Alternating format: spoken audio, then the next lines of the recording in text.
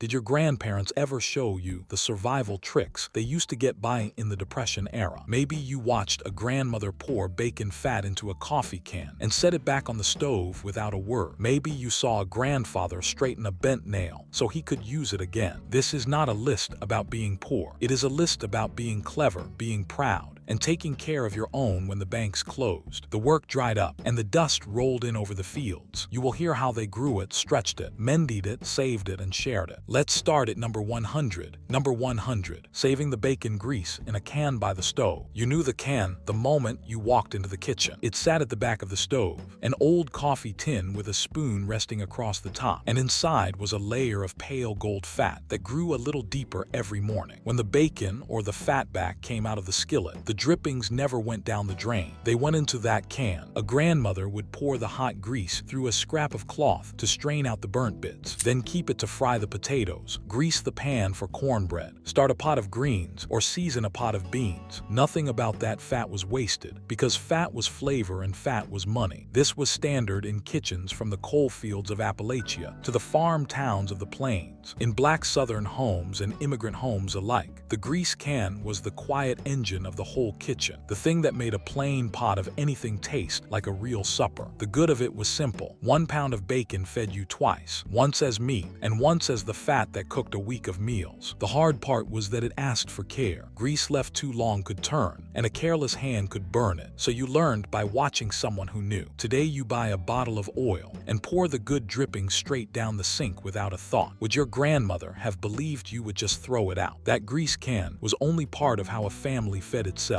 The rest of it started with a patch of dirt out back. That's number 99. Number 99. The backyard garden that fed the whole family. Behind the house, where a lawn might sit today, there was dirt turned over by hand and planted from fence to fence. Rows of beans and tomatoes, hills of squash, a patch of potatoes, greens coming up thick in the cool of spring. A family could put most of its summer food on the table from a plot no bigger than a small yard. And what they did not eat fresh, they put up for winter. You weeded it in the morning before the heat. You carried water to it by hand, and you watched the sky, because rain was free, and a dry week could cost you the whole crop. During the 1930s, these plots went by names like relief gardens and subsistence gardens, and some city governments handed out empty lots so families could grow their own food in town. In the country and the city both, a garden was the line between eating and going without. The good of it was plain. Vegetables you grew yourself cost nothing but seed, sweat, and time, and a well-kept garden could feed a big family through the leanest stretch of the year. The hard part was the labor. It was bending and hoeing and hauling water in the heat, and the work did not care that your back ached. If the bugs came or the rain quit, you started the row over. Today you can buy a tomato in January that traveled 2,000 miles and tastes like nothing at all. Do you remember what one tasted like still warm from your grandmother's row? That garden fed the family, but the clothes on their backs came from somewhere just as thrifty. That's number 98. Number 98. Dresses and shirts made from feed sacks. Open the closet in a Depression farmhouse, and half of what hung there had once held flour, sugar, or chicken feed. The cotton sacks were sturdy and printed with flowers, checks, and little patterns, and a woman would wash out the lettering, take the seams apart, and lay the flat cloth on the kitchen table to cut a dress, a shirt, an apron, or a set of curtains. When she went to the store, she did not just buy feed. She picked the sack by its pattern, and she bought 2 or 3 that matched so there would be enough cloth for one whole garment. The sack makers noticed and started printing prettier patterns on purpose, because they knew the cloth would be worn as much as the feed would be eaten. Farm families across the country dressed their children this way, and a mother's eye for matching a print became a point of quiet pride. The good was real. Free cloth clothed a whole family, and a clever seamstress could turn a plain sack into something a child was glad to wear to church. The hard part was the sting of it. A child at school could sometimes tell whose dress came from a feed sack, and that recognition could cut deep. Yet most families wore it with their heads held high. Today clothes are so cheap, we throw them out by the bagful without blinking. Did your mother or grandmother ever tell you about a dress that used to be a flour sack? Making cloth last was one skill, making socks last was another, and that one lived at the end of a darning needle. That's number 97. Number 97. Darning the socks over a wooden egg.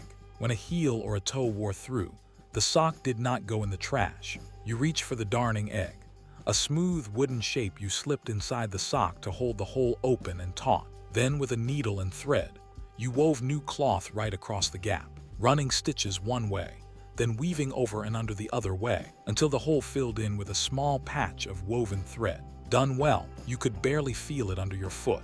Every household kept a mending basket, and darning was often an evening job, done by lamplight, while the family sat together and talked. Children were taught young, girls and often boys too, because socks wore out faster than money came in. A single pair might be darned a dozen times before it was finally cut up for rags. The good of it was that a few cents of thread saved a pair of socks worth far more, and a skilled hand kept a family's feet warm through a long winter. The hard part was the eye strain and the patience. Weaving a neat darn by dim light, over and over, was slow, close work that wore on the eyes and the fingers. Today, a hole in a sock means a trip to the store, and most people have never held a darning egg in their hand.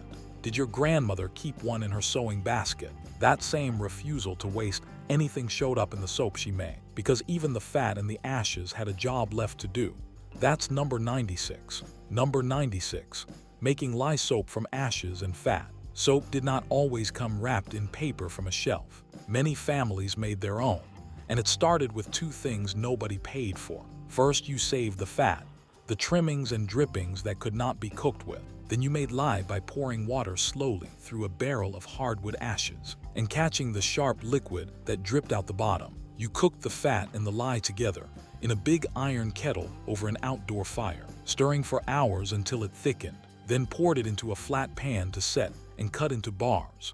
This was old knowledge, handed down from grandmothers who had done it the same way for generations, and it was common on farms across the South, Appalachia, and the Midwest. Soap making was often a fall chore, done around hog-killing time when there was plenty of fresh fat on hand. The good was that a year's worth of soap cost almost nothing but labor, and the strong bars cut grease, scrubbed floors, and washed clothes better than most things you could buy. The hard part was the danger. Lye burned skin and eyes, and a careless splash could leave a scar, so the work took respect and a steady hand, and children were kept well back from the kettle. Today you buy a bottle of soap without a second thought and never smell a kettle of it cooking in the yard. Would you know how to make a single bar from scratch if you had to? The same fire that rendered fat for soap was busy every week with something warmer and sweeter. That's number 95. Number 95. Baking day and bread made from scratch. Once a week, the kitchen turned into a bakery. A grandmother mixed flour, water, a little lard, salt, and yeast, then kneaded the dough until it was smooth, covered it with a cloth, and let it rise in a warm spot near the stove. She baked many loaves at once, 5, 6, 7 at a time, to make the most of a hot oven and a load of firewood. The whole house filled with the smell of it, and a child coming in from outside knew supper was close when that smell was in the air. Store bread cost money many families did not have, so bread was made at home, and baking a week's worth in one go saved fuel. It was the same in coal towns, farm country, and city tenements. Bread was the one thing you could always stretch a thin meal with. The good was plain. Homemade bread was cheaper, it filled bellies, and it could be turned into a dozen other things once it went stale. Fresh from the oven with a smear of drippings, it was a meal all by itself. The hard part was the work. Kneading was tiring, the rising had to be watched, and a hot wood stove in July turned the whole kitchen into an oven. Today you grab a bagged loaf off a shelf and never watch dough rise under a towel. Do you remember the smell of bread baking in your grandmother's kitchen? Bread was one thing the family made for itself. Eggs were another, and those came from right outside the back door. That's number 94. Number 94. Keeping a flock of hens for the eggs. Out past the kitchen door stood the chicken coop, and for a Depression family, it was a little factory that ran on scraps. The hens ate kitchen peelings, garden weeds, and whatever they scratched up in the yard, and in return, they laid eggs almost every day. A child's morning chore was to go out and gather them, warm from the nest, and carry them in without cracking a single one. Eggs went into breakfast, into cakes, into anything that needed stretching, and any extra could be sold or traded at the store. Nearly every farm kept chickens, and plenty of town families did too, right in the backyard. A flock cost little to keep and asked little in return, which made it one of the smartest things a family could own. The good was that eggs gave you protein for next to nothing, and a laying hen fed the family for years. When a hen finally stopped laying, she became Sunday dinner, so even the end of her life had a purpose. The hard part was the tending. Chickens had to be fed, watered, shut in at night, and guarded from foxes and hawks, and a hard winter could thin the flock fast. Today most people have never gathered a warm egg or heard a rooster at first light, and eggs come from a carton with no thought of the bird at all. Did you ever collect eggs at your grandparents' place? The eggs kept coming all year, but the garden did not, so families learned to keep summer's food alive under the ground. That's number 93. Number 93. Keeping food alive in the root cellar. When the garden gave more than a family could eat, the extra went underground. A root cellar was a cool, dark space, sometimes dug into a hillside, sometimes just a corner of the basement, where the temperature stayed steady and cold without any ice. Potatoes, carrots, turnips, beets, onions, cabbages, and apples were packed into bins, buried in sand or straw, and shut in against the light. Down there, food that would rot in a warm kitchen kept for months, and carried a family clear through winter into spring. Every farm family knew the trick of it, and city folks with a cellar did the same. There were little rules passed along, like keeping the apples away from the potatoes, so the potatoes would not sprout too soon, and checking the bins now and then to pull out anything starting to turn. The good was enormous. A full root cellar meant fresh vegetables in January with no store and no money changing hands. It was a pantry the earth kept cold for you. The hard part was the work of filling it and the care of keeping it. You had to dig, haul, and pack in the fall, then watch for rot and mice all winter long. Today, a refrigerator hums in the corner, and most people have never set foot in a real root cellar. Did your family have one, with that damp, earthy smell and shelves of stored food? Not everything could be laid in a bin, though. The soft fruits and the tomatoes needed a different kind of keeping, sealed tight in glass. That's number 92. Number 92. Putting up the garden in glass jars. Late summer was canning season, and the kitchen ran hot with steam for days at a time. A grandmother filled glass jars with tomatoes, green beans, corn, peaches, pickles, and jam, fit the lids on, and lowered them into a big pot of boiling water to seal. When a jar cooled, the lid pulled down tight with a small pop, and that pop meant the food inside would keep for a year on the shelf. A well-stocked pantry by fall was a wall of jars glowing red and gold, and every one of them was a meal waiting for a cold day. Putting up food was a rhythm the whole family knew. Children washed and snapped beans, women packed and sealed, and the work went all day in a steamy kitchen in the hottest part of the year. In farm country, it was simply what you did when the garden came in. The good was that a summer's garden could feed a family straight through winter with no store and no cash. Those jars were money in the bank, only you could eat them. The hard part was the heat and the risk.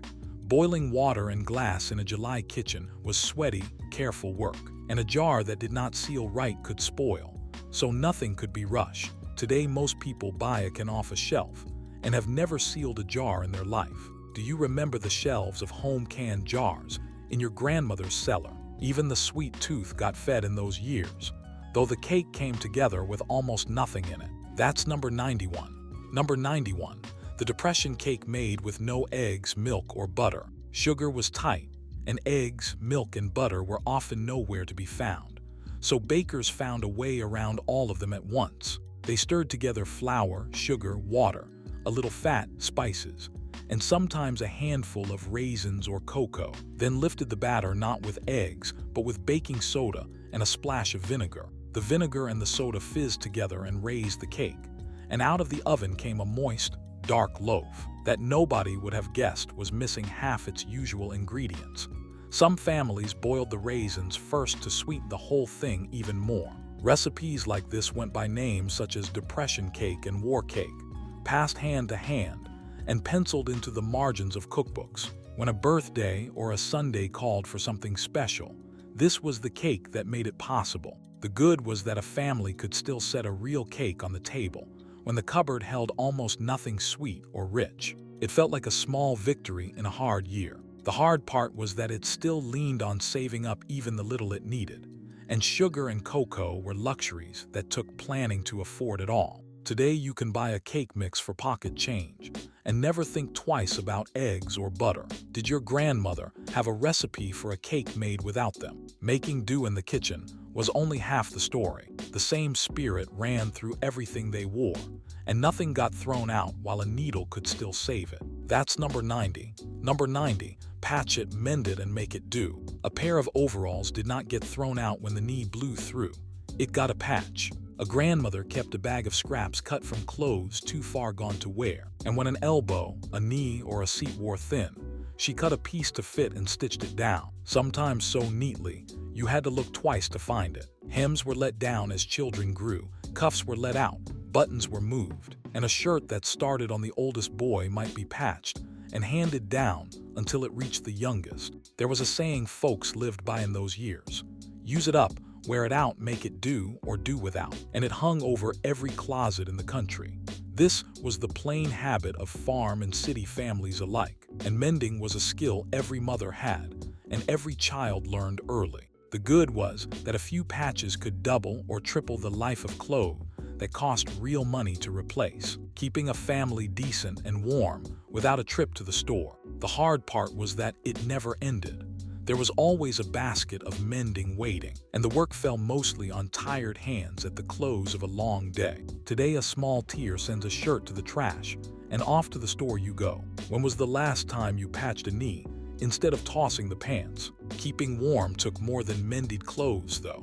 When the fire died down at night, a family had another trick to carry heat all the way to bed. That's number 89. Number 89. The hot brick wrapped and slipped under the covers. Bedrooms in those days were cold, sometimes so cold you could see your breath, because heat was expensive, and most homes warmed only a room or two. So before bed, a family heated a brick or a flat piece of soapstone on the stove or in the oven, wrapped it in an old towel or a bit of flannel, and tucked it down at the foot of the bed. You slid your cold feet against it, and it held its warmth for hours, taking the bite out of the sheets while you drifted off. Some folks used a heated flat iron the same way, or filled a stoneware jug with hot water and wrapped that instead. This was common in farmhouses and cold city flats through the north and the mountain country, anywhere winter came hard and fuel ran short. The good was that a warmed brick did the work that a whole night of burning fuel would have cost, warming the bed for pennies and helping the children sleep. The hard part was that the warmth did not last until morning.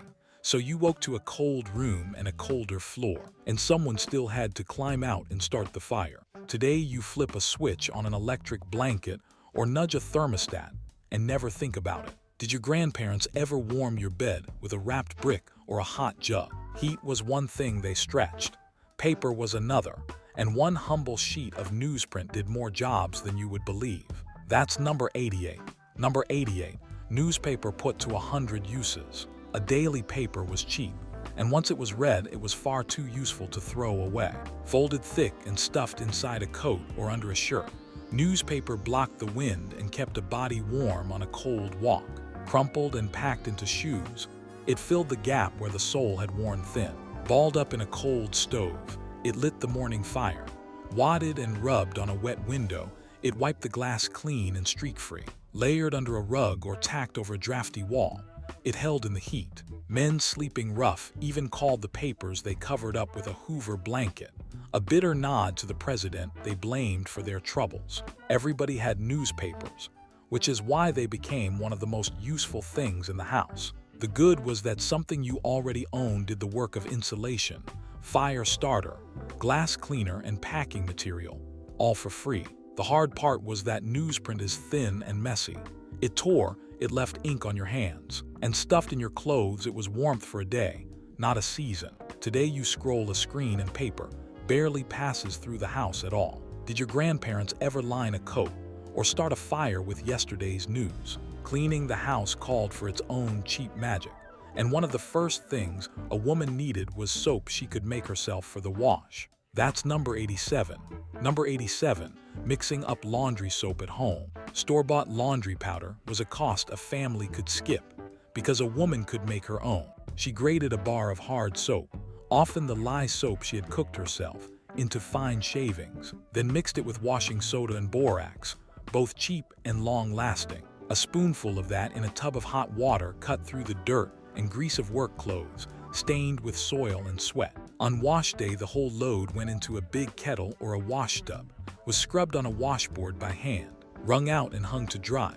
This was the ordinary Monday of most households, farm and town alike, and the recipe traveled over fences and on cards handed between neighbors. The good was that a batch of homemade soap cost a fraction of the boxed kind and washed just as well, sometimes better on heavy dirt, stretching a tight budget and using the soap a family already made.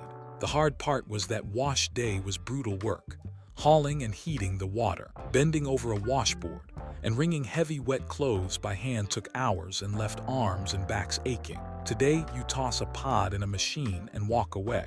Could you get a load clean on a washboard with soap you made yourself? Cloth wore out in the end, no matter how it was washed, but even then it was not thrown away. Worn-out clothes got a whole new life down on the floor. That's number 86. Number 86. Weaving rag rugs from worn-out clothes. When a shirt or a dress was finally too far gone to patch or pass down, it still was not garbage. It became a rug.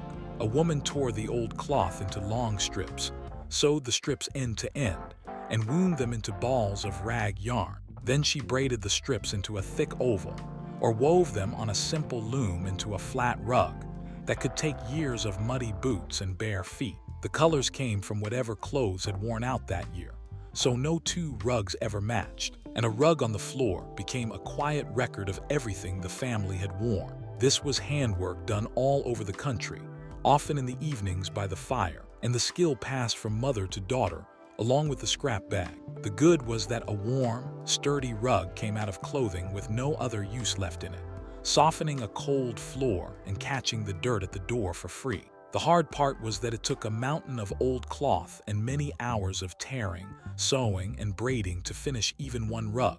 Today, a worn shirt goes in the trash, and a rug comes shrink-wrapped from a store. Did your grandmother have a braided rag rug by the door, made from clothes the family once wore? Stretching cloth was one art. Stretching the meat on the table was another, and a cook had clever ways to make a little go a long way. That's number 85. Number 85. Stretching the meat with oats and bread.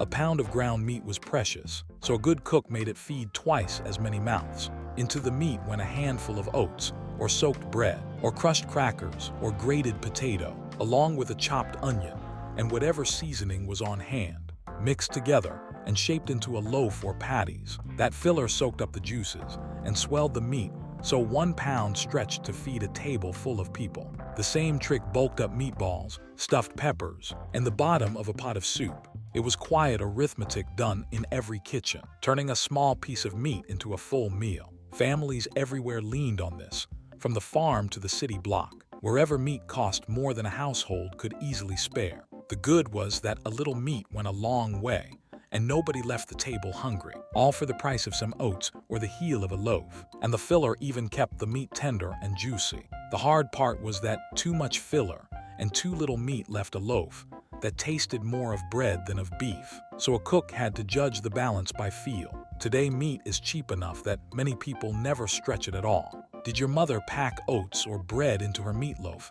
to make it go further? Nothing got wasted, not even the water the greens were cooked in. And that leftover liquid had a name and a purpose all its own. That's number 84. Number 84. Saving the pot liquor from the greens. When a pot of collard, turnip greens, or beans finished cooking, the dark, rich liquid in the bottom was not poured out. That was the pot liquor, and it held the vitamins and the flavor that had cooked out of the greens. A family drank it warm from a cup, sopped it up with cornbread, or saved it to start the next pot of soup or beans. In black southern kitchens especially, pot liquor was treasured, and a piece of cornbread crumbled into a bowl of it made a humble supper that tasted like home.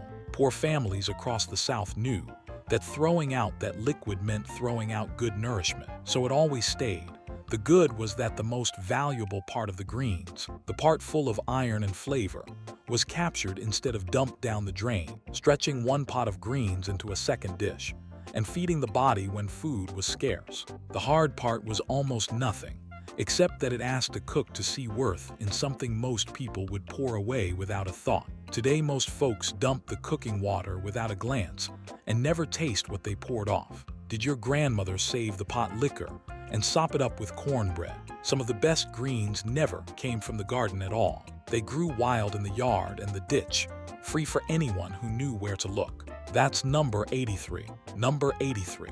Gathering wild greens from the yard and field. Food did not always have to be planted. In spring, the ground gave up dandelion greens, poke, lamb's quarters, wild onions, and other tender plants that a family with a sharp eye could gather for free. Children were sent out with a bag or a basket to pick the young leaves before they turned bitter, and a grandmother knew exactly which plants were good and which to leave be. The greens were washed well, often more than once, then cooked down with a bit of fat and a piece of salt meat, or dressed with vinegar and warm bacon grease. Come spring, when the root cellar was nearly bare and the garden was not yet ready, these wild greens brought fresh food and needed vitamins back to the table. Appalachian and Southern families in particular carried this knowledge for generations. The good was that nourishing food grew for free in the yard and along the fence rows, costing nothing but the time to gather it, and it filled the hungry gap of early spring. The hard part was that you had to know your plants, because some lookalikes are not safe, and a few, like poke, had to be cooked the right way to be eaten at all. Today, most people mow those same greens down as weeds and never think of them as supper. Did anyone in your family gather wild greens when the season turned? When money was truly short, families learned they did not always need cash at all, because a fair trade could get what a coin could not. That's number 82. Number 82.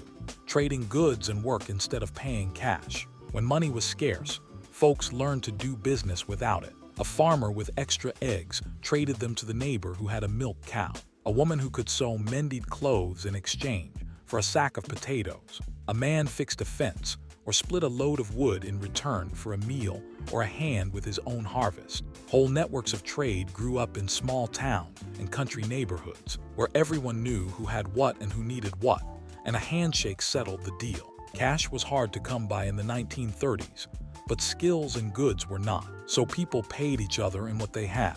The good was that a family short on money could still get what it needed by giving something back, whether that was a dozen eggs, a day of labor, or a useful skill. And it kept both people fed while knitting neighbors together. The hard part was that a trade only worked when each side had something the other wanted, and judging what was fair took some doing. It could not pay the bank or the tax man who wanted real money. Today we swipe a card for everything and rarely trade a skill for a good. Have you ever paid someone back with work or a homemade thing instead of money? Trusting a neighbor was easy. Trusting a bank after so many had failed was another matter, so families kept their savings somewhere they could see them. That's number 81. Number 81. Keeping the savings hidden at home. After thousands of banks failed and folks watched their money vanish behind locked doors, a lot of families stopped trusting banks altogether.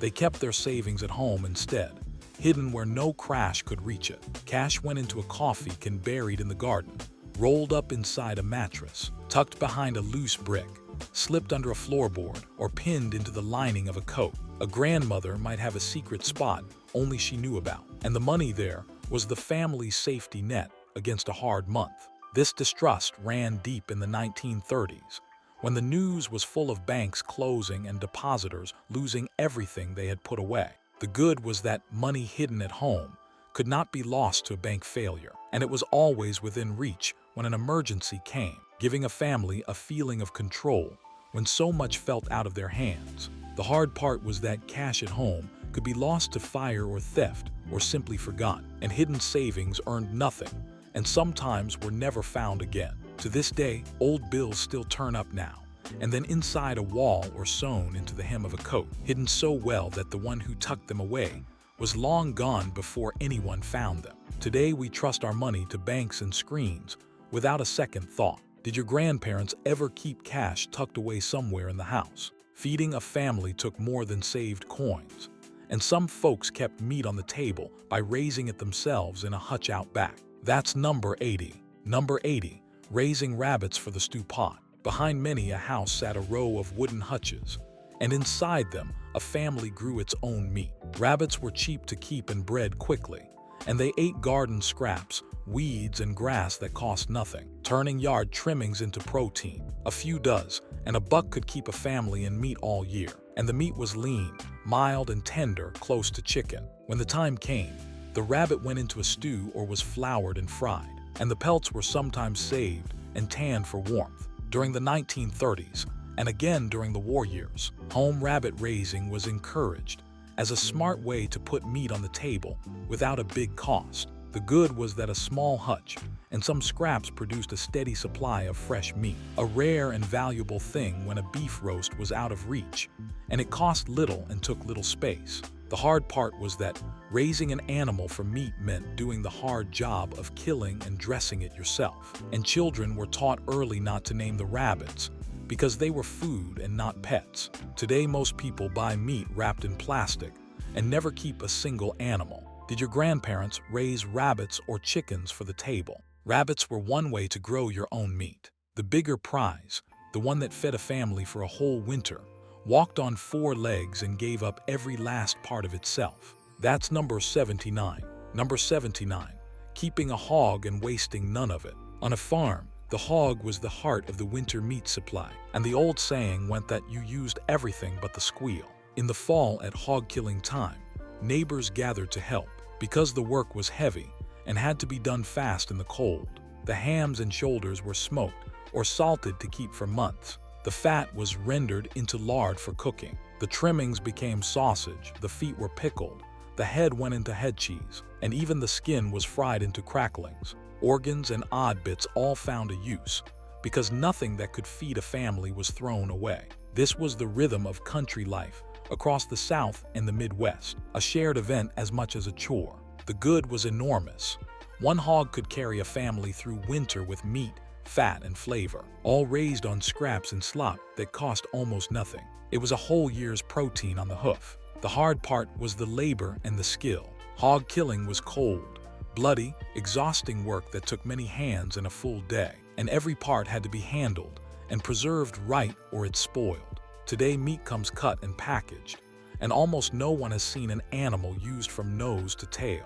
Did your family ever take part in a hog killing when the weather turned cold? Meat was stretched every way a cook could manage, and so were the sweets. One clever pie could even fool your tongue into tasting apples that were never in it. That's number 78. Number 78.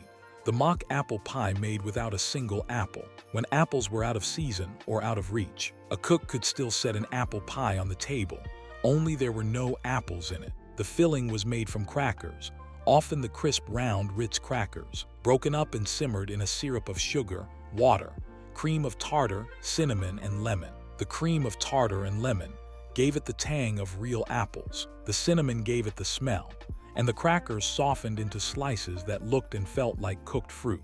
Baked in a crust, it browned and bubbled like the real thing, and many a person ate a slice without ever guessing the truth. The recipe was so popular it was printed right on the Ritz cracker box in the 1930s. The good was that a family could enjoy the comfort of a warm fruit pie, using nothing but pantry staples. No orchard and no fruit money required. It was a small piece of normal life in an abnormal time. The hard part was that it was, in the end, a trick.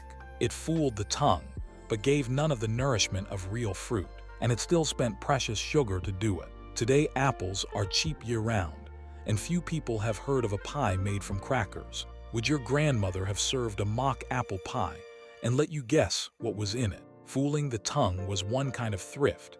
Making your good clothes last was another, and a worn shirt could be made to look new again with a sharp pair of scissors and some patience. That's number 77. Number 77. Turning the worn collars and cuffs.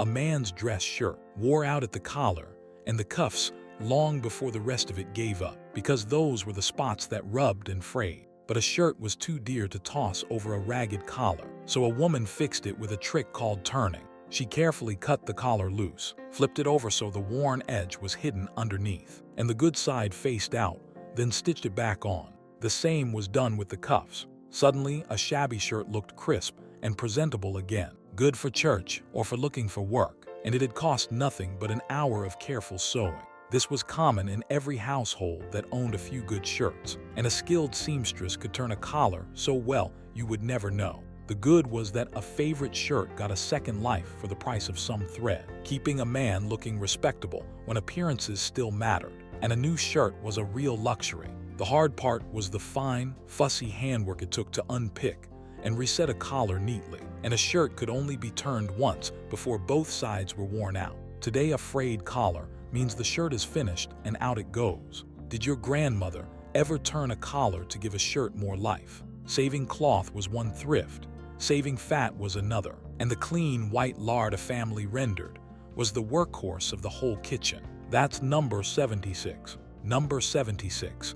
Rendering the lard for the whole kitchen. When a hog was butchered, the fat did not go to waste because it became lard, and lard was the grease that cooked nearly everything. The hard white fat was cut into small pieces and heated slowly in a big pot until it melted down into clear liquid, then strained and poured into crocks or cans to cool into a smooth white solid. That lard fried the chicken, made the biscuits tender and flaky, greased the pans, and enriched the beans. A crock of it in the cellar was as good as money because it meant a family could cook rich food all winter. Rendering was a farm chore across the country, usually done at hog-killing time, and the crisp bits left behind after the fat melted were a prize of their own. The good was that a hog gave up not just its meat, but a whole winter's cooking fat, all from an animal raised on scraps, and lard made humble food taste rich. The hard part was the long, hot, watchful work of melting it down without scorching it, and lard could turn rancid if it was not kept cool and clean. Today, most people buy oil in a bottle and have never rendered a pound of fat. Did your grandmother keep a crock of lard for her biscuits and her frying? A family stretched its fat and its food. It stretched its shoes too, and a worn-out sole was no reason to go barefoot when a scrap of cardboard would do. That's number 75. Number 75. Cardboard cut to fit the bottom of a shoe. Shoes were expensive, and children's feet kept growing, so a pair had to last long past the point where the soles wore through. When a hole opened up in the bottom of a shoe, you did not buy new ones. You cut a piece of cardboard to the shape of the sole and slipped it inside, covering the hole so your foot did not touch the ground. It kept out the cold and the gravel and made the shoe wearable a while longer. On a rainy day, the cardboard turned to mush and had to be swapped for a fresh piece, so a child might cut several before school. This was so common that nearly everyone who grew up in those years remembers doing it. The good was that a worn-out pair of shoes kept a child's feet covered for weeks or months longer, holding off the real cost of new shoes when there was simply no money for them. The hard part was that cardboard was a poor patch. It soaked through in the wet, wore out in a day or two, and did nothing for a child's pride when the other kids could see the hole. Today, a hole in a shoe means straight to the store for a new pair. Did you or someone you love ever line a shoe with cardboard to get through the week? Shoes could be stretched with cardboard. The stew pot could be stretched with bones, and a handful of scraps most people throw out made the richest broth in the house. That's number 74. Number 74. Making broth from the bones and scraps. Nothing with flavor left in it got thrown away, and that included bones. When the meat was gone, the bones went into a pot with water, an onion, and any vegetable trimmings on hand, then simmered low for hours until every bit of goodness cooked out of them. What was left was a rich, nourishing broth, the base for soup, the liquid for beans or rice, or just a warm cup to drink on a cold day. Chicken backs and necks, a ham bone, beef bones from a butcher who gave them away or sold them cheap, all of it went in. This was old kitchen wisdom, found in every culture and every poor household, a way to pull one more meal out of what looked like garbage. The good was that bones most people would toss made a broth full of flavor and nourishment for almost nothing, stretching the value of a piece of meat far past the meat itself.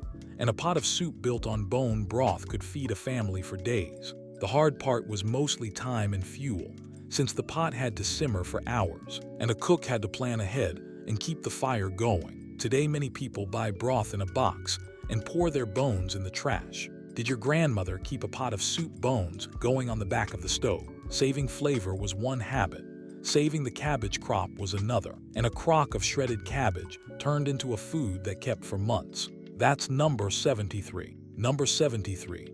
Turning cabbage into kraut in a crock. Cabbage grew well and cheap, but it would only keep so long in the cellar. So families turned it into sauerkraut, which lasted for months. The cabbage was shredded fine, packed into a stoneware crock with salt, and pressed down under a weighted plate until its own juices rose up and covered it. Left to sit in a cool place, it slowly soured and fermented into tangy, crisp kraut, with a sharp smell that filled the cellar. A crock of it gave a family a vegetable to eat all winter, served alongside sausage, pork, or beans, and it kept without any canning or ice. This was especially strong in German, Polish, and other Eastern European households who brought the craft with them from the old country. The good was that a cheap crop of cabbage became a food that lasted through the cold months and added bright, sour flavor and vitamins to heavy winter meals, all for the price of salt and time. The hard part was that fermenting kraut had to be watched and kept clean, or it would spoil, and the smell was strong enough that not everyone welcomed it in the house. Today most people buy kraut in a jar and never pack a crock of their own. Did your family keep a crock of kraut working down in the cellar? Food was stretched every way there was. So was water, and in a house with no easy plumbing, a single tub of it did more than one job. That's number 72. Number 72. Getting more than one use out of the water. In homes without running water, every drop had to be hauled in by bucket from a well or a pump, so water was far too precious to use once and pour away. On bath night, the family shared a single tub of heated water, and the same water that washed the children later scrubbed the floor or watered the garden. Wash water from the laundry was carried out to the vegetable rows or used to scrub the porch. A woman ran the household so that clean water did the gentle jobs first, then the dirtier work, then finally soaked into the garden, wasting nothing along the way. This was simple necessity anywhere the water came in by hand, on farms, and in homes without modern plumbing. The good was that hauling water was hard work, and using each bucket 2 or 3 times meant far fewer trips to the well and far less labor, and it gave the garden a drink for free.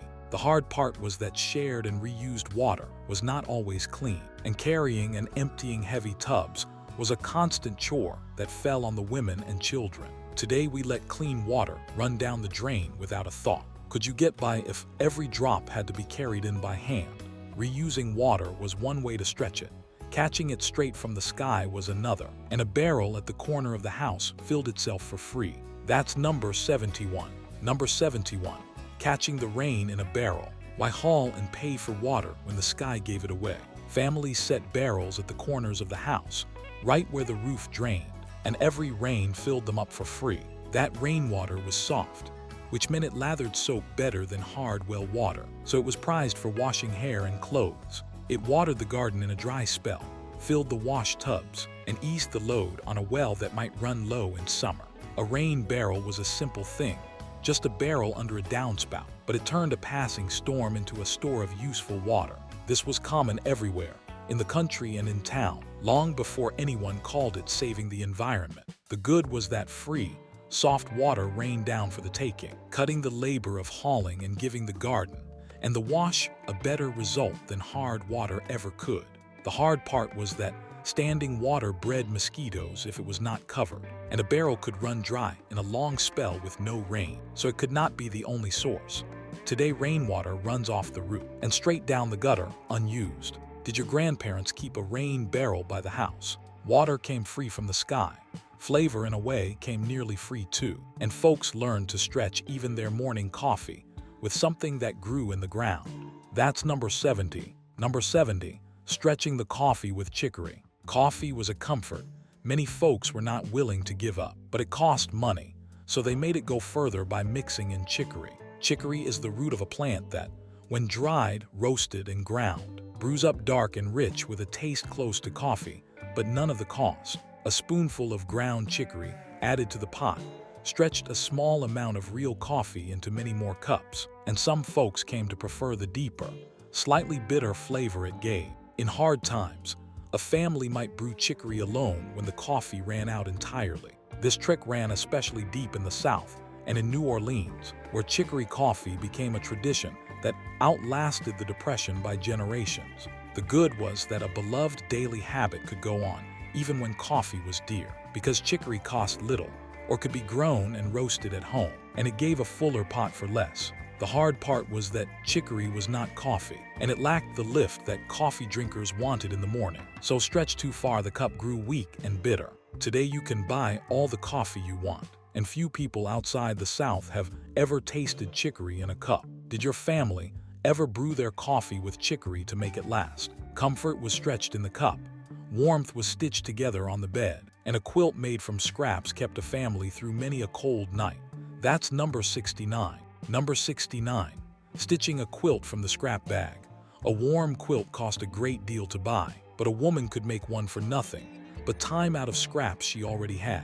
Every worn-out shirt, dress, and feed sack gave up its good cloth, cut into small squares and triangles and pieced together into a patchwork top. That top was layered over a filling, sometimes old worn quilts or cotton batting, backed with more cloth, and stitched all over to hold it together. The result was a thick, warm cover, and every piece in it carried a memory, a scrap of a child's outgrown dress, a square from a shirt worn thin.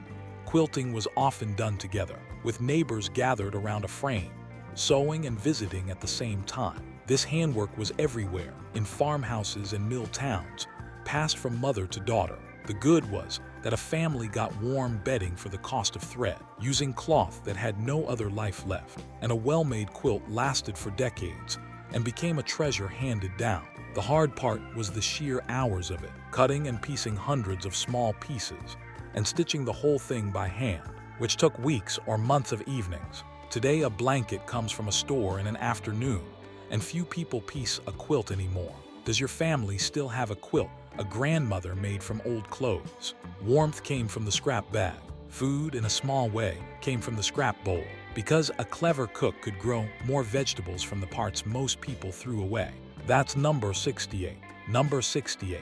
Growing more food from the kitchen scraps. Some vegetables did not need seeds at all, because they would grow again from the very parts a cook was about to throw out. The white root end of a green onion, set in a little water or a pot of dirt, sprouted fresh green tops in days. The base of a head of celery or lettuce, the eyes of a sprouting potato, the top of a carrot, all could be coaxed to grow again. A family with a sunny windowsill or a patch of yard could keep a small supply of green onions, herbs, and greens going from scraps that cost nothing. It was a slow but steady way to squeeze a little more food out of what came into the kitchen.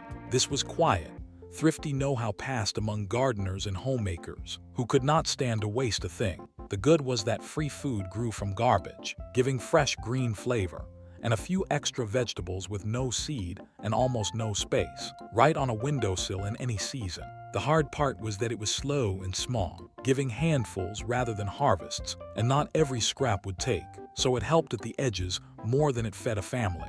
Today we toss those same scraps in the bin without a thought. Did anyone you know root an onion or a celery bottom on the windowsill? Food was coaxed from scraps. Meat was kept for the long haul in salt, and a crock of salted pork meant a family never ran fully out. That's number 67. Number 67. Keeping pork in a crock of salt.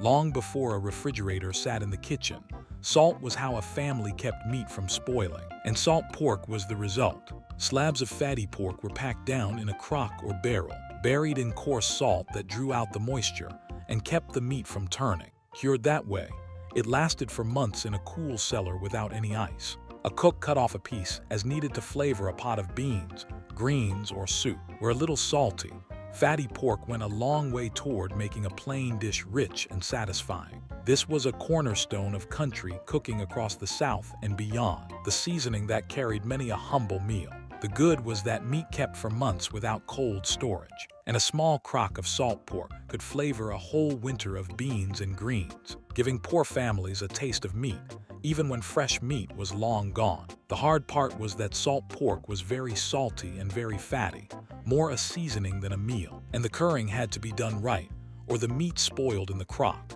Today the fridge and freezer do the work, and few people salt down their own pork. Did your grandmother flavor her beans with a piece of salt pork?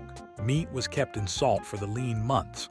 Soup was kept going on the stove, and one pot could feed a family day after day without ever being emptied. That's number 66. Number 66. The soup pot that was never emptied. On the back of many, a stove sat a pot that simply kept going, sometimes called perpetual soup, or more honestly, garbage soup. Whatever the day gave up went into it. The trimmings from vegetables, a leftover spoonful of beans, a bone with a little meat still on it, the last of a pot of greens. It simmered low, was eaten from at supper, and was topped up again the next day with fresh scraps and water. In this way, a single pot rolled on for days or weeks, never the same twice, always a little different, and always ready to feed a hungry mouth. This was old peasant wisdom, carried into hard American kitchens, a way to make sure no scrap of food was ever lost. The good was that nothing edible was wasted, because every odd bit found its way into the pot and became part of a warm, filling meal, and there was always something ready for a child who came in hungry. The hard part was that a pot kept going had to be reheated well and watched, or it could spoil, and the flavor was a gamble, since it depended entirely on what had gone in that week. Today, leftovers get shoved to the back of the fridge and forgot until they are thrown out. Did your grandmother keep a soup pot going that changed a little every day? The soup pot ran on scraps, the lamp ran on fat, and when store candles were too dear, a family could make its own light from what the kitchen gave up. That's number 65. Number 65. Making candles from tallow and fat. Light after dark cost money, whether it came from candles, kerosene, or in later years, electricity, so families that could make their own light did. Candles could be made at home from tallow, the rendered fat of cattle or sheep, or from saved kitchen fat. The fat was melted down clean, and a wick of twisted string was dipped into it again and again, building up layer by layer, or set in a mold and the fat poured around it, left to cool and harden. The result was a candle that burned with a small, steady flame, enough to sew by, read by, or find your way to bed. This was old work done for centuries, and carried on in poor households, wherever fat was easier to come by than cash. The good was that a family could light its evenings from fat it already saved, needing no store and no money, and a supply of homemade candles meant no one had to sit in the dark. The hard part was that tallow candles smoked, smelled of the fat they were made from, and burned faster and dimmer than fine store candles, and dipping them was slow, repetitive work. Today we flip a switch and flood a room with light without a thought. Have you ever sat by candlelight the way whole families once did every night? Light came from saved fat. Meat, when the smokehouse ran low, came from the woods, and a boy with a gun or a snare could bring home supper for free. That's number 64. Number 64. Bringing home squirrel and small game. When the meat ran low and there was no money for more, many a family turned to the woods and fields, where meat ran free for anyone who could catch it. Squirrel, rabbit, possum, raccoon, and quail all went into the pot, hunted with a gun for those who had shells, or trapped and snared by those who did not. A mess of squirrels made a rich stew, or was fried up with gravy, and in the country, a boy learned young how to hunt and clean small game to help feed the family. Wild meat was a normal part of the table in hard times, especially in the South and the mountains, where hunting was both a skill and a tradition. The good was that free protein came out of the woods when the smokehouse was bare and the wallet was empty, and a good hunter could feed the family on game that cost nothing but a shell or a length of wire. The hard part was that hunting took skill, time, and often shells that themselves cost money, and some days a hunter came home with nothing, so it could not be counted on every night. Today most people buy all their meat and have never cleaned a squirrel in their life. Did your grandfather hunt to help put meat on the table? The woods gave up meat, so did the water, and a line set in a creek or a river could feed a family while they slept. That's number 63. Number 63. Setting fishing lines and trot lines. For families near a creek, river, pond, or lake, the water was a free grocery store stocked with fish, and folks knew how to draw supper out of it. Some fished with a simple pole and a worm dug from the garden. Others set a trot line, A long line strung across the water with many baited hooks hanging from it, left overnight to catch fish while the family slept. In the morning, they pulled the line and took whatever had bitten: catfish, bass, bluegill, or whatever swam there. The catch was fried in lard or simmered into a stew, a fresh meal that cost nothing but a hook, some line, and a little know-how. This was common wherever there was water to fish, and a good fishing hole was a valued thing in a lean season. The good was that free fish fed the family, and a trot line worked while everyone else did other chores or slept, quietly earning a meal with almost no effort once it was set. The hard part was that fishing was never a sure thing, since some days the fish did not bite, and a trot line had to be tended and the fish cleaned, which took time and care. Today, most people buy fish at a counter and have never baited a trot line. Did your family fish the local creek or river to help feed themselves? The water gave up fish. The garden gave up more than vegetables, because even a corn cob stripped of its kernels held a sweetness a clever cook could turn into jelly. That's number 62. Number 62. Making jelly from corn cobs. Here is a trick that shows just how far a family would go to waste nothing. After the corn was cut off the cob and eaten, the bare cobs were not thrown away. They were boiled in water to draw out their faint, sweet corn flavor, and that liquid was strained, sweetened with sugar, set with pectin, and cooked down into a golden jelly. Spread on a biscuit or a piece of bread, corn cob jelly tasted mild and sweet, a little like honey, and it gave a family something bright and sweet for the table made from something they were about to throw out. Frugal country cooks, especially in the South and Midwest, kept recipes like this to squeeze the very last use out of the garden. The good was that a sweet, pretty jelly came from bare corn cobs that had no other use, giving a treat for the bread box at the cost of only sugar and effort. And it truly made something out of nothing. The hard part was that it still spent precious sugar, and the flavor was faint, so it was more a clever novelty than a rich food, depending on a cook willing to fuss over cobs. Today, corn cobs go straight in the trash or the compost. Would you have guessed you could make jelly from a corn cob? Sweetness was coaxed from the garden's leavings. Whole meals were gathered from the field itself, because after the harvest, what the machines left behind was there for anyone willing to stoop and pick it up. That's number 61. Number 61. Gleaning the fields after the harvest. When a field was harvested, the pickers and the machines always left something behind.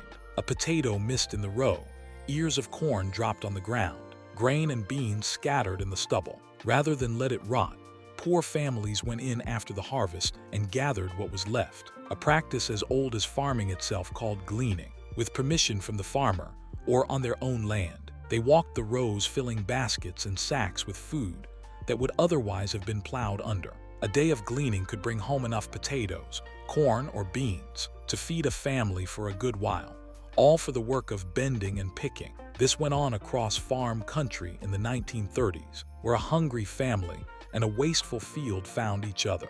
The good was that real food, sometimes a lot of it, came home for free, salvaged from what the harvest left behind, and it fed families who had land nearby but little money. The hard part was that it was slow, back-bending labor over a big field for what might be a modest haul, and it depended on the goodwill of whoever owned the land.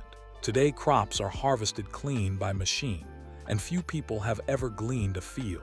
Did your family ever go through a field to gather what the harvest left? The field gave up its leavings to those who worked for them. The backyard gave up a small surplus too, and a family with extra eggs or produce could turn it into a little cash of their own. That's number 60. Number 60. The egg money and the backyard surplus. A backyard flock often laid more eggs than a family could eat, and that surplus became a small but steady stream of cash. A farm wife carried her extra eggs to the store or sold them to neighbors, and the coins she earned were often called egg money, hers to spend on the things the household needed. The same went for extra garden produce, a few jars of jam, or butter churned beyond what the family used. This little income, earned by the woman of the house, might buy shoes for the children, thread and cloth, sugar and salt, the small necessaries that cash was needed for. In hard times, egg money was sometimes the only reliable money a farm family saw. The good was that a backyard that already fed the family also earned a little cash on the side, and that money small as it was, gave a woman some means of her own to keep the household going. The hard part was that it depended on the hens laying and the garden producing, and prices for eggs and produce could fall so low that a basket of eggs bought very little. Today, most people buy their eggs and would never think to sell a dozen. Did a grandmother in your family keep egg money set aside for what the household needed? A little cash came from the surplus out back. A lot of savings came from the closet, where a worn-out coat on a grown man became a warm one on a growing boy. That's number 59. Number 59. Cutting a grown-up's coat down for a child. A good wool coat was expensive, far too dear to buy new for a child who would outgrow it in a year. So when a man's coat wore out at the elbows, or he came by a bigger one, the old coat was not discarded. A woman took it apart at the seams, laid the pieces out, and cut them down to fit a boy or a girl, using the good wool that was left in the body and the sleeves. What had been a shabby man's coat became a warm, serviceable child's coat, remade to fit. The same was done with trousers, dresses, and jackets, cutting the good cloth of an adult garment into something a child could wear. This was the everyday work of thrifty mothers everywhere, especially in cold country, where a warm coat was not a luxury but a need. The good was that a child got a warm winter coat out of an adult's worn-out one, for the price of thread and a mother's labor, when a new coat was simply out of reach. The hard part was that remaking a garment took real skill with a needle, and cutting down a coat meant hours of careful unpicking, measuring, and sewing to get a good fit. Today, a child's coat costs little and gets tossed the moment it is outgrown. Did your mother or grandmother remake grown-up clothes into things for the children? Cloth was remade to fit, supper was made from scratch, and a woman with flour, eggs, and a rolling pin could turn out noodles finer than any from a box. That's number 58. Number 58. Rolling out homemade noodles. Box pasta cost money, and it could not touch what a woman made by hand, so noodles were often made right on the kitchen table. The dough was simple, just flour and eggs, sometimes a little water and salt, worked together and kneaded until smooth. Then it was rolled out thin with a rolling pin, dusted with flour, and cut into strips or squares with a knife. The fresh noodles were laid out to dry a bit, then dropped into a pot of broth or boiling water to cook in minutes. A handful of eggs and some flour became a filling meal. That stretched a little broth or a bit of chicken into supper for the whole family. This was common in farmhouses across the Midwest and in immigrant homes that brought their noodle making from the old country. The good was that cheap flour and a few eggs, both of which a farm family often had on hand, made a hearty, satisfying dish for pennies, and homemade noodles tasted far richer than anything from a box. The hard part was the time and effort of mixing, rolling, and cutting the dough by hand, which took practice to do well and left the kitchen dusted in flour. Today, a box of pasta costs little and few people roll their own. Did your grandmother roll out and cut her own noodles for the soup pot? Flour and eggs made the noodles. A cow or a goat made the milk, and a family with one never had to buy butter, cream, or milk again. That's number 57. Number 57. Keeping a family milk cow or goat. For a farm family, and even some in town, a single milk cow or a couple of goats was a treasure because it meant milk every single day. Morning and evening, someone went out to milk, and that fresh milk fed the family, was skimmed for cream, churned into butter, and turned into cottage cheese and buttermilk. What the family could not use went to the pigs and chickens, or was traded to a neighbor. One good cow gave far more than a family's worth of milk, so keeping a cow meant never buying dairy, and often having a bit extra to sell or trade. This was the backbone of many a rural household, where a cow or goat was as valuable as any tool on the place. The good was that a steady supply of milk, cream, and butter came from grass and hay. The animal turned into food, giving children the nourishment of dairy for the cost of keeping one animal. It was a small dairy in the backyard. The hard part was that a cow or goat had to be milked twice a day, every day with no days off, and fed, watered, and cared for through all weather, which tied a family down and took real work. Today, milk comes from a jug in the store and few people have ever milked anything. Did your grandparents keep a milk cow or a goat? Milk came from the barn, sweetness came from the orchard, and a long, slow simmer turned a bushel of apples into a spread that stretched the sugar all winter. That's number 56. Number 56. Cooking apples down into apple butter. When the apple trees gave more fruit than a family could eat or store, the extra was cooked down into apple butter, a thick, dark spice spread that kept for a long time. Bushels of apples were peeled, cored, and simmered for hours, often outdoors in a big copper kettle over a fire, stirred constantly so it would not scorch, until the fruit cooked down into a smooth, deep brown butter. A little sugar and spices like cinnamon and cloves went in, and the long cooking concentrated the apple's own sweetness, so less sugar was needed. Put up in jars, apple butter spread on bread or biscuits gave a family a sweet treat all winter for the cost of fruit they often grew themselves. Making it was frequently a social event, with neighbors taking turns at the stirring paddle. The good was that a spread that stretched the sugar came from apples that might otherwise rot, adding sweetness and flavor to plain bread through the cold months. And the long cooking meant a little sugar went a long way. The hard part was the labor, since apple butter had to be stirred almost without stopping for many hours, or it would burn, and peeling bushels of apples was a job for many hands. Today you buy a jar off a shelf and never smell a kettle of it cooking. Did your family make apple butter in the fall? The orchard gave up its sweetness. The railroad of all places gave up fuel, because along every track lay coal and wood that a poor family could gather to keep warm.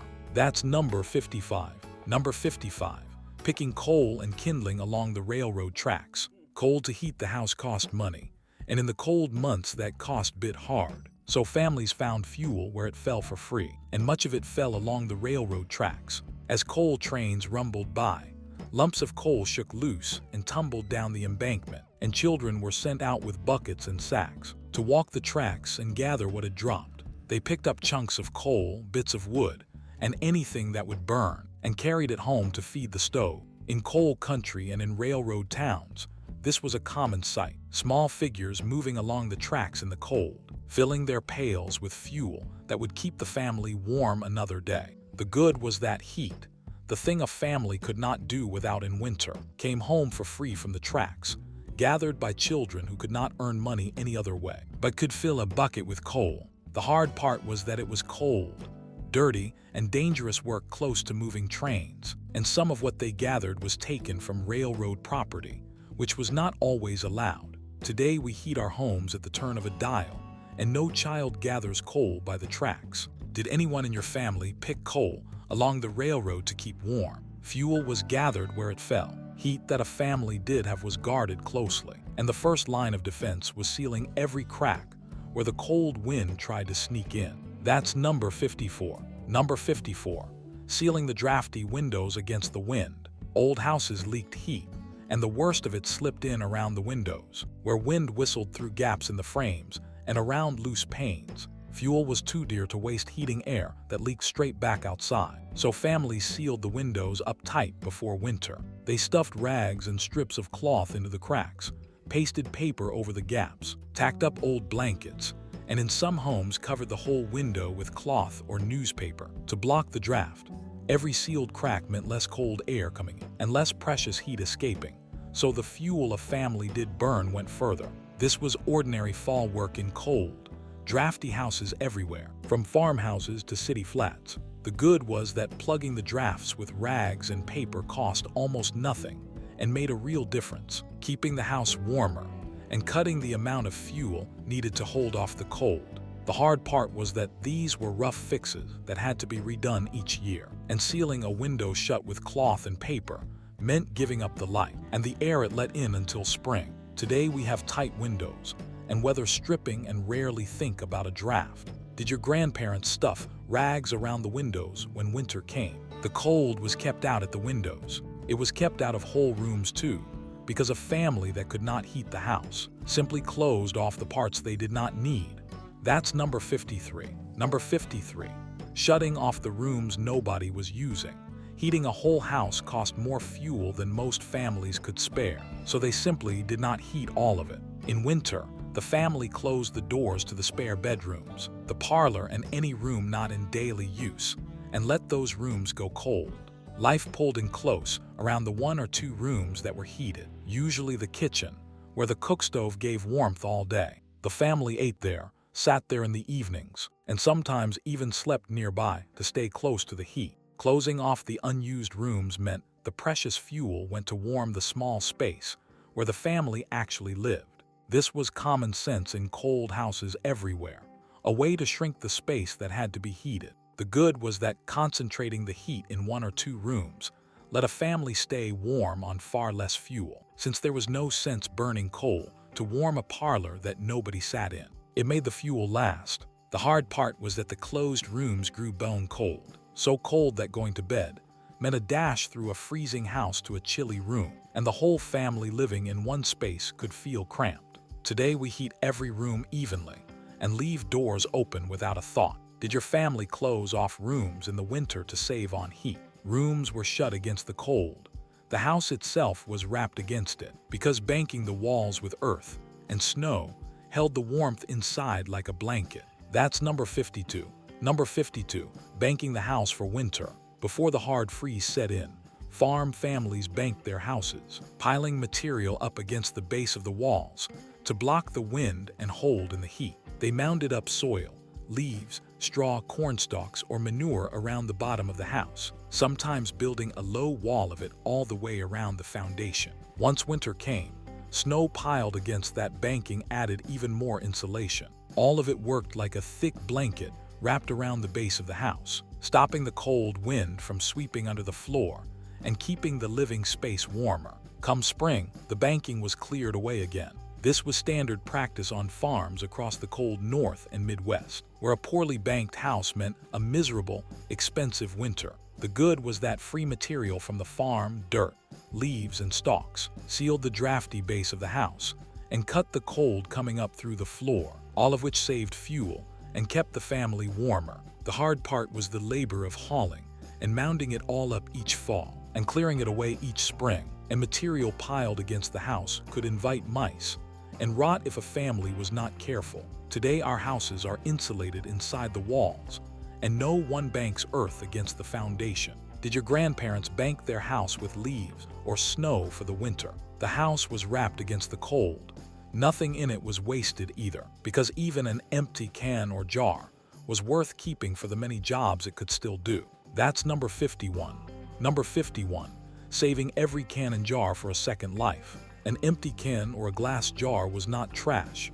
It was a container, and a family could always use another container, so they were washed and saved. Glass jars held home canned food, of course, but also buttons, nails, screws, dried beans, lard, and leftovers. And a shelf of clean jars was a pantry organizer that cost nothing. Tin cans became drinking cups, seed starters, storage for grease or bacon drippings, cutters for biscuits, and holders for pens, nails, and odds and ends. A can with holes punched in it made a strainer or a lantern. Nothing that could hold something else was thrown out, while it might still be useful. This was the plain habit of every thrifty household, where a supply of saved containers was quietly worth its weight. The good was that free storage of every size came from cans and jars a family already had, saving the cost of buying containers and keeping the pantry full of reused glass. The hard part was almost none, except that a house could fill up with saved cans and jars if a family kept more than they could ever use. Today we toss cans and jars in the recycling and buy plastic bins to organize things. Do you remember a shelf or a drawer full of saved jars at your grandparents' house? Containers were saved and used again. So were the sunshine and the breeze, because instead of a machine, a family dried every stitch of laundry on a line strung across the yard. That's number 50. Number 50, drying every stitch of laundry on the line. There was no machine humming in the basement to dry the clothes, so laundry was hung out to dry the way it always had been, on a line strung across the yard. After the hard work of washing and wringing, a woman carried the heavy wet basket outside and pinned each piece to the line with wooden clothespins, sheets and shirts and diapers snapping in the breeze. Sun and wind did the drying for free, and clothes dried outdoors came in smelling fresh and clean. In winter, laundry might be hung indoors near the stove, or even frozen stiff on the line and brought in to finish. This was simply how everyone dried their wash.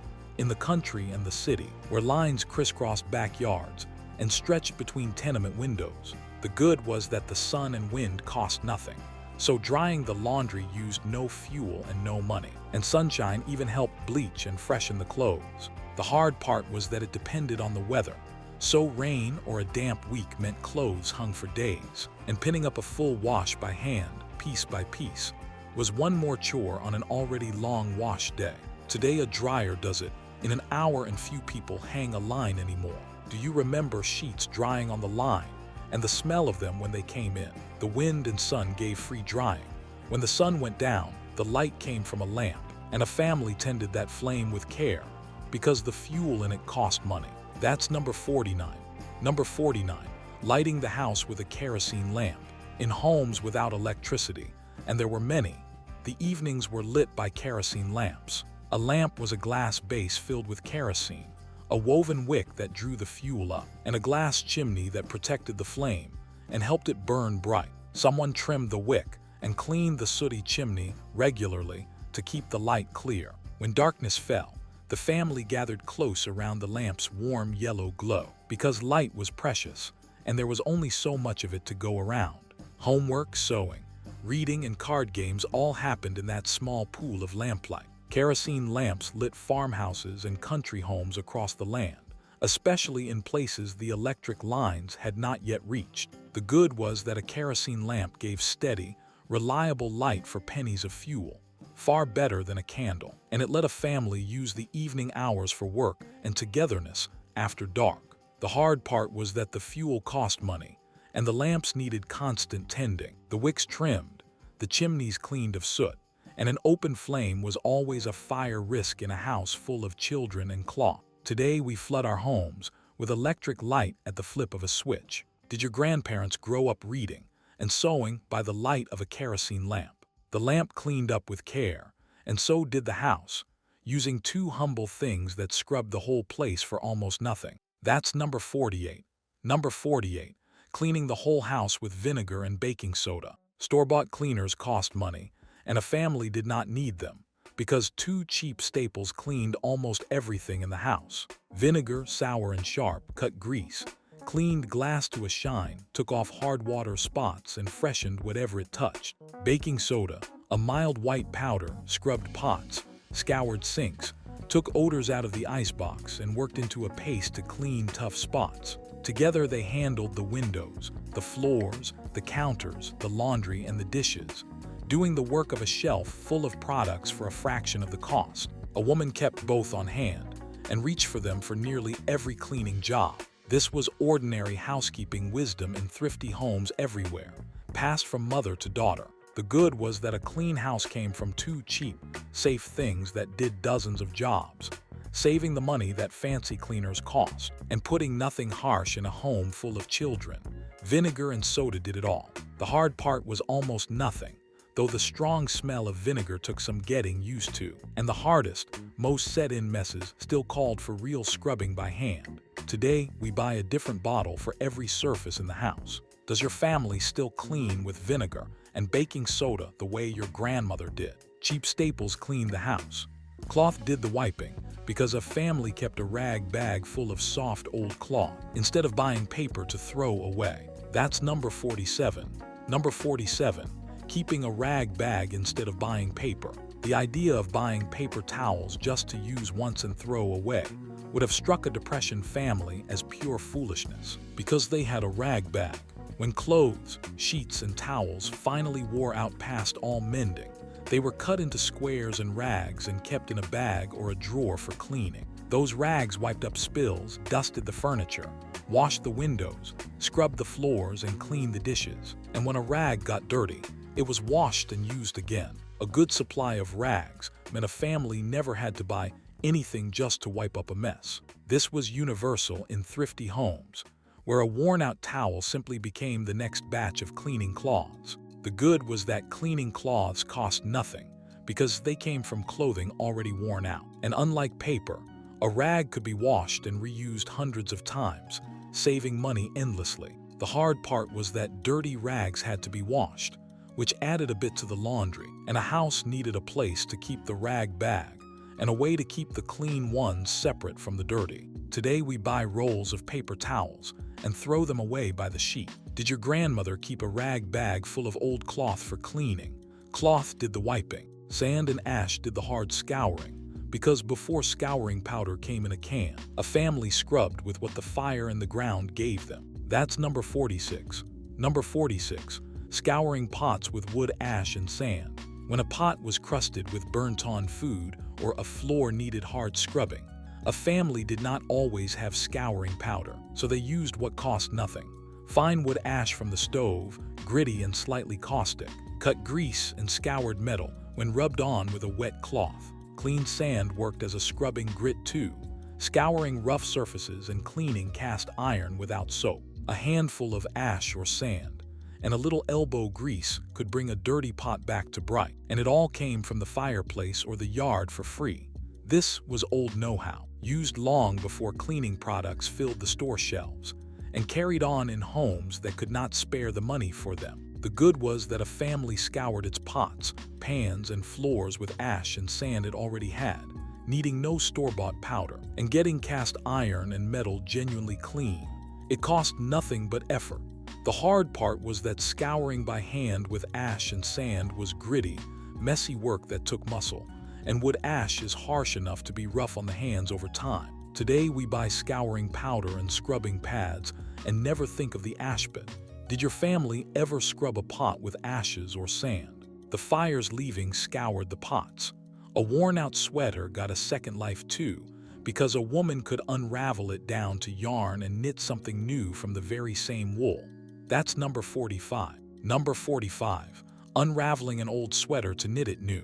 A knitted sweater was really just one long strand of yarn looped together, and a clever woman knew it. So a sweater worn out at the elbows was not the end of the wool. She unraveled it, carefully pulling out the stitches and winding the crinkly used yarn into balls. That yarn was washed to relax the kinks, then knitted up again into something new. A smaller sweater for a child, a pair of mittens, socks, a scarf, or a cap. The good wool from a grown-up's worn sweater became warm new things for the whole family, and a skilled knitter could get years more use out of a single sweater's worth of yarn. This was common handwork wherever winters were cold and wool was dear, passed from mother to daughter. The good was that expensive wool got used over and over, since unraveling and reknitting turned one worn-out sweater into warm new garments. For the cost of only time and skill, nothing of the wool was lost. The hard part was that unraveling, washing, and reknitting a whole sweater took many hours of patient work, and used yarn was weaker and kinkier than new, so it did not always knit up as nicely. Today, a worn sweater goes in the trash, and few people knit at all. Did your grandmother unravel old sweaters to knit new things for the family? Wool was knit and reknit. Leather was patched and resoled, because when a shoe wore through, a handy person fixed it at home, rather than buy a new pair. That's number 44. Number 44. Half-soling the shoes at the kitchen table. Shoes were among the most expensive things a family had to buy, so when the soles wore through, many people repaired them at home, rather than pay a cobbler or buy new. A handy person bought or cut a piece of leather or rubber, sometimes from an old tire, or a repair kit sold for the purpose, and fixed it to the bottom of the shoe, tacking or gluing on a new half sole where the old one had worn away. It took some skill and the right few tools, but a well-done home repair got many more months out of a good pair of shoes. Fathers often kept a shoe last, a metal foot-shaped form just for this work. This was common in households that could not afford the cobbler's fee, let alone new shoes. The good was that an expensive pair of shoes got a whole new life at home for the cost of a scrap of leather or rubber, keeping a family in serviceable shoes without the price of new ones. The hard part was that home repairs took skill and the right tools to do well, and a poorly done sole did not last long or wore unevenly, so it was never as good as a cobbler's work. Today we toss worn shoes and buy another pair without a thought. Did your grandfather half-sole the family's shoes at home? Shoes were mended to last. Even dessert was made from next to nothing, because a cook could bake a sweet pie with no fruit in it at all, using only what sat in the pantry. That's number 43. Number 43. Baking a pie from water or vinegar, when there was no fruit, no berries, and barely any of the usual makings for a dessert. A cook could still bake a pie, and two of the humblest were water pie and vinegar pie. Water pie was made by pouring water into a crust and thickening it with flour, sugar, butter, or lard, and a little vanilla, then baking it until it set into a sweet, custard-like filling. Vinegar pie used a splash of vinegar to give a tart, almost lemony flavor. When there were no lemons to be had, neither one needed fruit, milk, or much of anything, yet both baked up into a sweet pie that gave a family a treat at the end of a plain meal. These pies were born of pure necessity in poor kitchens across the country. The good was that a real dessert came from nothing but pantry staples, letting a family end a meal with something sweet, even when the cupboard was nearly bare, and it cost only a little sugar and flour. The hard part was that these were make-do pies, thin on flavor and nourishment compared to a real fruit pie, and they still spent precious sugar to make.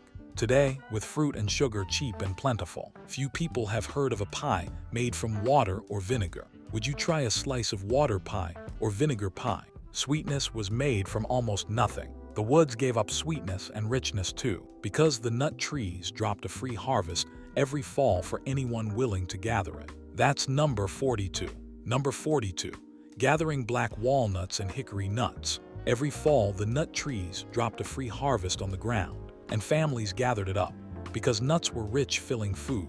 That cost nothing but the work of collecting them. Black walnuts, hickory nuts, and other wild nuts were picked up by the bucketful, hulled and left to dry, then cracked open through the winter to get at the meats inside. Those nut meats went into cakes, cookies, and breads, were sprinkled over dishes, or were simply eaten by the handful, adding richness and protein to the winter table. In the country, gathering nuts was a family outing in the fall, and a good stand of nut trees was worth knowing about. This was common wherever the trees grew across the South, the Midwest, and the East. The good was that rich, nourishing nuts came free from the trees, giving flavor, fat, and protein to winter baking, and eating for nothing but the labor of gathering and cracking. It was food the land simply gave away. The hard part was that black walnuts especially were a chore, with a thick staining hull that dyed your hands brown, and a hard shell that took real effort to crack. So a bowl of nut meats was hard-earned. Today most people buy shelled nuts in a bag and never gather them wild. Did your family gather and crack wild nuts in the fall? The trees gave up nuts. The summer sun gave away to keep fruit, because spread out to dry, a crop of fruit could be saved for winter without a single jar. That's number 41. Number 41. Drying the fruit in the summer sun. Canning took jars and sugar, but there was an even older way to keep fruit for winter, and it cost almost nothing, just drying it in the sun.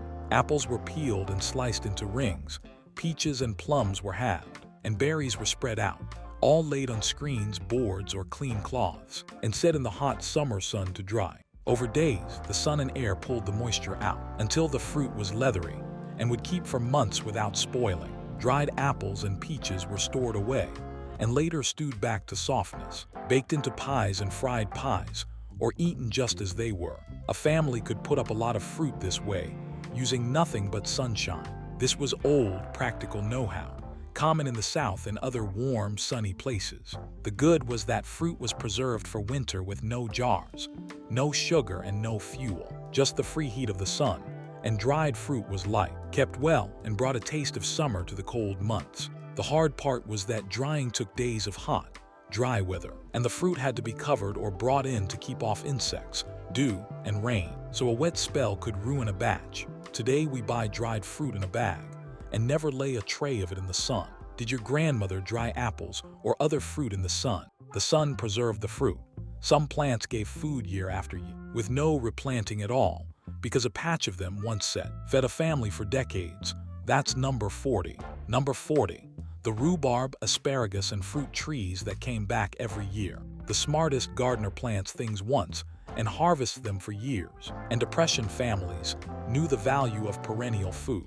A patch of rhubarb once set sent up its tart red stalks every spring for decades. A bed of asparagus, though it took a couple of years to get going, then gave tender spears each spring for a generation. Fruit trees, grapevines, and berry bushes, planted once, bore fruit year after year with little care. These plants asked for work only at the start, then quietly fed a family season after season. A garden that mostly took care of itself. A homestead with established rhubarb, asparagus, an apple tree, and a berry patch had food coming free every year. This was long-view thrift, practiced by families who planted for the future, and by those lucky enough to inherit an older place. The good was that a one-time planting gave food for many years, with almost no cost or labor once it was established. A harvest that returned every spring like clockwork, without buying seed or replanting. The hard part was patience, since asparagus and fruit trees took years to begin bearing well, and a family that moved often, as many did in hard times, might never see the payoff of what they planted. Today, most people buy all their fruit and would not know an asparagus bed from a weed patch. Did your grandparents have a rhubarb patch or a fruit tree that fed the family every year? Some food grew from a permanent patch. Other food grew in a box on the windowsill, because even a family with no yard at all could raise a little of their own. That's number 39. Number 39. Growing food in a window box or a porch pot. Not every family had a plot of ground, especially in the city, but that did not stop them from growing a little food, because a box or a pot would do. A window box, a bucket, an old washtub, or a few pots on a porch or fire escape could hold soil enough to raise tomatoes, herbs, lettuce, green onions, and other small crops. City families and apartment dwellers grew what they could in whatever containers they had, catching the sun on a sill or a stoop.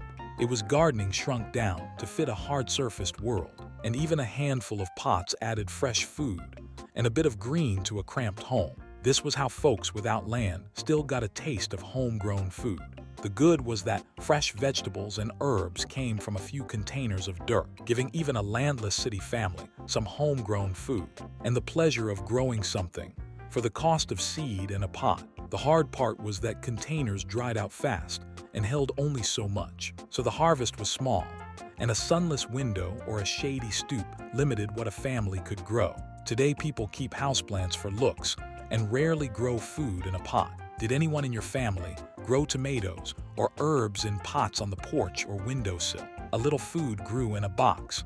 Next year's whole garden grew from this year's, because a wise gardener saved the seeds instead of buying them again. That's number 38.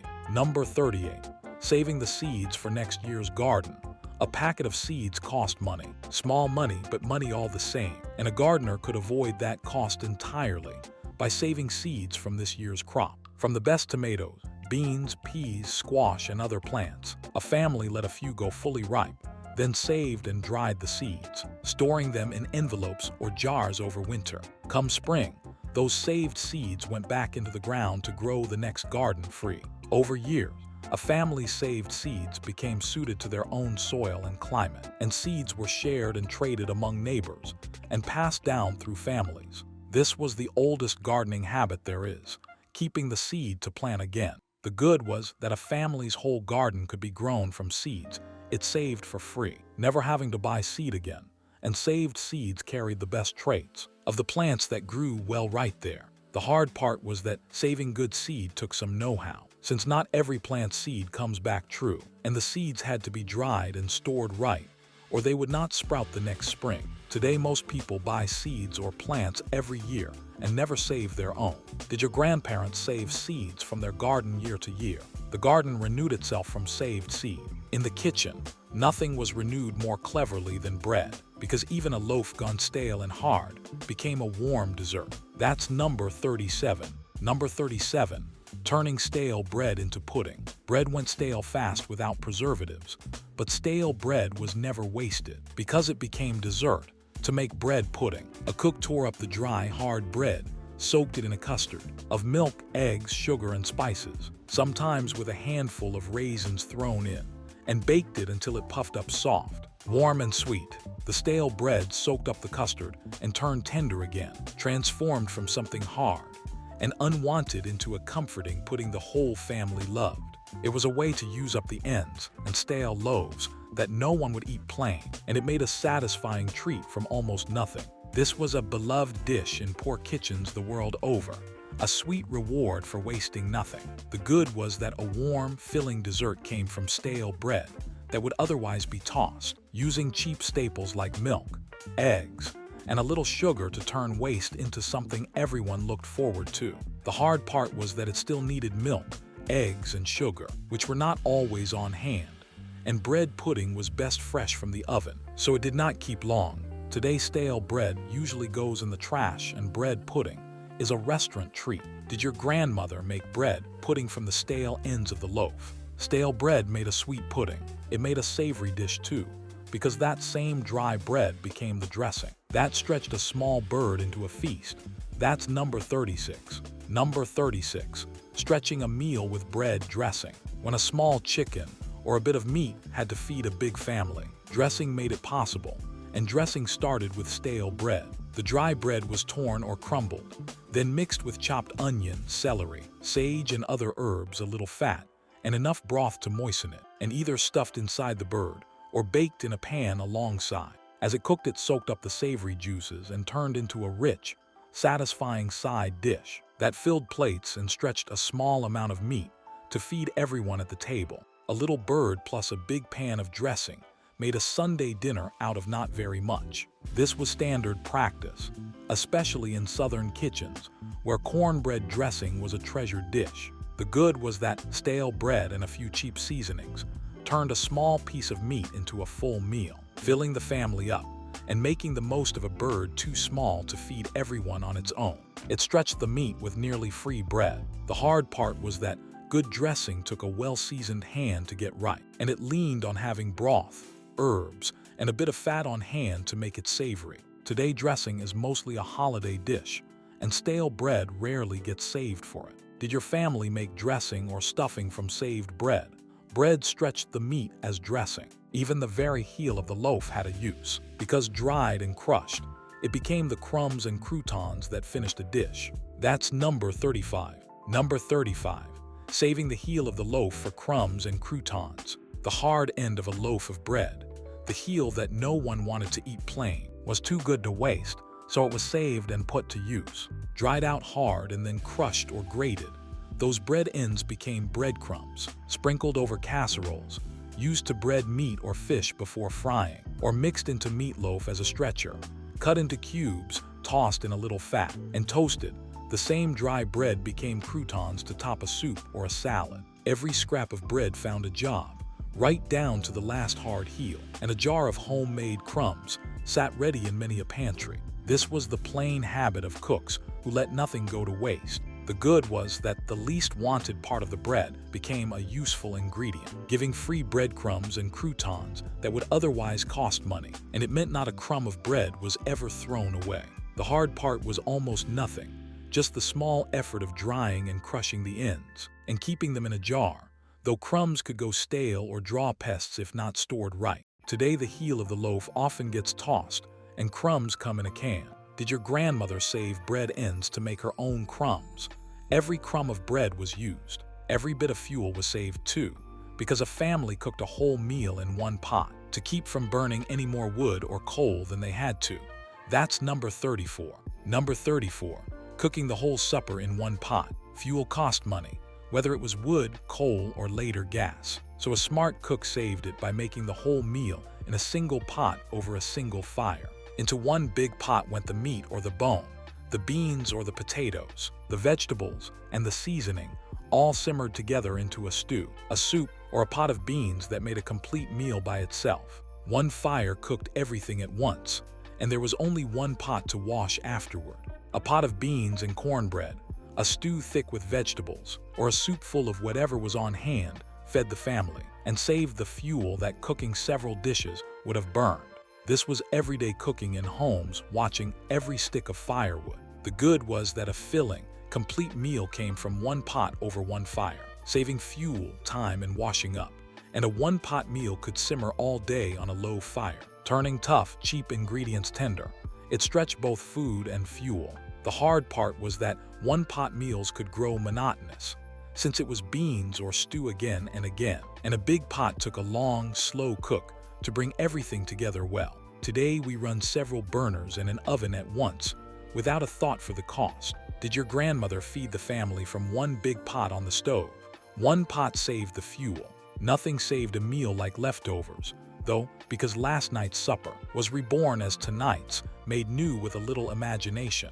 That's number 33. Number 33. making last night's supper into something new. Leftovers were never thrown out, and they were rarely served the same way twice, because a good cook could remake them into a whole new meal. Last night's roast and potatoes were chopped up and fried together into a hash. Leftover vegetables went into a soup or a pot pie. Cold beans were refried, and bits of meat were folded into a gravy over biscuits or rice. A little of this and a little of that, combined with some imagination, became a fresh dish that no one recognized as yesterday's dinner. Nothing edible was ever scraped into the trash, while it could be turned into another meal. This was the daily art of the thrifty kitchen, making food go around a second time. The good was that leftovers stretched into extra meals, so food cooked once fed the family twice, and remaking them into hash, soup, or pot pie kept meals from feeling repetitive, while wasting nothing at all. It squeezed every meal out of the food on hand. The hard part was that it took creativity and a good sense of seasoning to turn odds and ends into something appetizing, and not every combination worked, so a cook learned by doing. Today we let leftovers spoil in the fridge and order something new instead. Did your grandmother have a knack for turning leftovers into a whole new supper? Leftovers were reborn as new meals. Even the cooking itself was made to save fuel, because a clever box let a pot finish cooking with no fire at all. That's number 32. Number 32. Cooking with no fire in a hay box. Here is a clever trick that saved fuel by using almost no fire at all. A fireless cooker, sometimes called a hay box, was an insulated box packed with hay, straw, newspaper, or other material that held in heat. A cook brought a pot of food, like a stew or a pot of beans, to a hard boil on the stove, then quickly set the hot pot into the box, packed the insulation tight around it, and closed the lid. The trapped heat kept the food cooking slowly for hours, with no fire burning under it, finishing the meal while the family went about other work. It was a slow cooker that ran on nothing but stored heat. This was a known thrift trick, promoted in hard times as a way to save precious fuel. The good was that a meal finished cooking using only the heat it already held, so a family burned fuel just long enough to reach a boil, and then let the box do the rest, saving wood or coal, and freeing the cook to leave it unattended.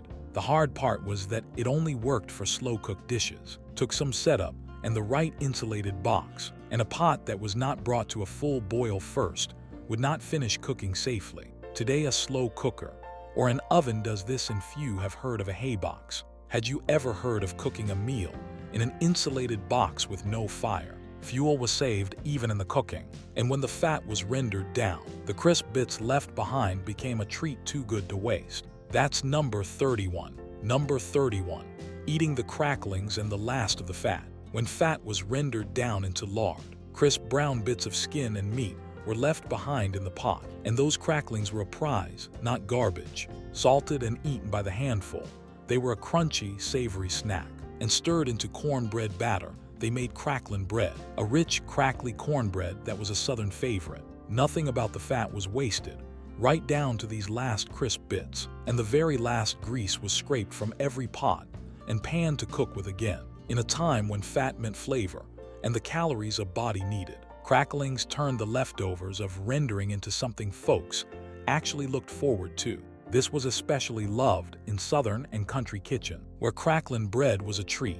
The good was that the crisp bits left over from making lard became a beloved food, giving a savory snack, and rich cornbread from what might have been thrown out. And it meant even the leftovers of the fat fed the family. Nothing of the hog's fat was lost. The hard part was that cracklings were very rich and fatty, more treat than staple, and they had to be eaten before they went rancid, so they were a passing pleasure of hog-killing season. Today most people have never tasted a crackling or cracklin' bread. Did your family make cracklin' bread or snack on cracklings? Even the crisp bits of fat were savored, and when it came to the animal itself, a family used parts that most people today would never think to eat. That's number 30. Number 30. Using the animal from nose to tail. When a family raised or bought an animal for meat, they ate far more of it than most people would today, because wasting any edible part was unthinkable. The organ meats went a good use. The liver, heart, kidneys, and tongue all cooked into meals, and chicken livers and gizzard were fried up as prized bites. The feet were pickled or cooked into a dish that set into jelly. The head went into head cheese, the fat became lard, the bones made broth, and even the blood in some homes went into sausage. Cuts that a modern grocery would never sell fed families well and cheaply. Every part of the animal that could nourish a body was cooked and eaten because meat was too dear to waste an ounce. This was the way in country homes and immigrant kitchens across the land. The good was that a single animal fed a family far longer when every part was used, so nothing of value was buried or thrown out, and organ meats, rich in nourishment, gave good eating for little cost. It made the most of a precious animal. The hard part was that some of these cuts took skill and care to cook well, and organ meats and odd parts were an acquired taste that not everyone took to, especially children. Today, most people eat only the common cuts and would never cook a tongue or a foot. Did your grandmother cook liver, tongue, or other parts most people skip today? Every part of the animal was used. In the kitchen, even the wrappings were saved because a family washed and reused paper and bags that most of us throw away without a thought. That's number 29. Number 29. Washing and saving the wax paper and bags. When nothing useful was ever thrown away, even the paper and wrappings that came into the house got saved and used again. The wax paper that wrapped a loaf of bread was smoothed out, and paper bags from the store were folded flat and kept in a drawer. A bit of used wax paper wrapped a sandwich for a lunch pail or covered a bowl in the icebox. Paper bags lined the trash, held the next batch of something, or were cut open to make wrapping paper or a surface to work on. String from packages was wound into a ball, and brown paper was folded and stored away. A family got 2, 3, or more uses out of every scrap of paper before it was finally burned in the stove. This was the plain habit of thrifty homes, where even the wrapping had value. The good was that paper and bags a family already had did more jobs before being used up, saving the cost of buying wrap, bags, or wrapping paper. And it meant even the packaging never went to waste. Every scrap earned its keep. The hard part was almost nothing, though saving too much paper could clutter a home, and used wax paper and bags did wear out and could only be reused so many times. Today we tear off wrap and toss bags without a second thought. Did your grandmother smooth out and save wax paper and fold up paper bags to use again? Even the wrappings were saved. Some savings came not from things but from skills, because a family that cut its own hair never paid a barber. That's number 28. Number 28. Cutting the family's hair at the kitchen chair. A trip to the barber or the beauty parlor cost money that many families simply did not have, so the haircuts happened at home, in a chair pulled into the middle of the kitchen. A mother or father draped a towel around the child's shoulders and went to work with a comb and a pair of scissors. And in some homes, a set of hand clippers gave the boys their short cuts. Mothers trimmed the girls' hair and their own, and neighbors sometimes cut each other's hair too. The results were not always fancy, but they were free, and every member of the family got a serviceable haircut without a cent spent at the shop. This was ordinary in households counting every penny. The good was that a whole family stayed neat and trimmed for free, since a pair of scissors and a little practice replaced the cost of the barber and the beauty parlor entirely. It saved real money over a year. The hard part was that home haircuts took some skill, and a slip of the scissors could leave a child with a crooked, lopsided cut that had to grow out, which was no small thing to a self-conscious youngster. Today, most people pay for their haircuts, and few cut their family's hair at home. Did your mother or father cut your hair in the kitchen when you were young? Skills saved money at home. When money had to come in, women often earned it with those same skills, taking in the neighbors' washing and mending for pay. That's number 27. Number 27. Taking in washing and mending for pay. When a family needed cash and there was no job to be had, a woman could earn money with the skills she already had, and one of the most common was taking in other people's laundry and mending. Wealthier households, or those where the wife worked, would pay to have their washing done. So a woman took in bundles of dirty clothes, scrubbed them on her washboard, hung them to dry, ironed them, and returned them clean for a fee. Others took in sewing and mending, patching and altering clothes for pay.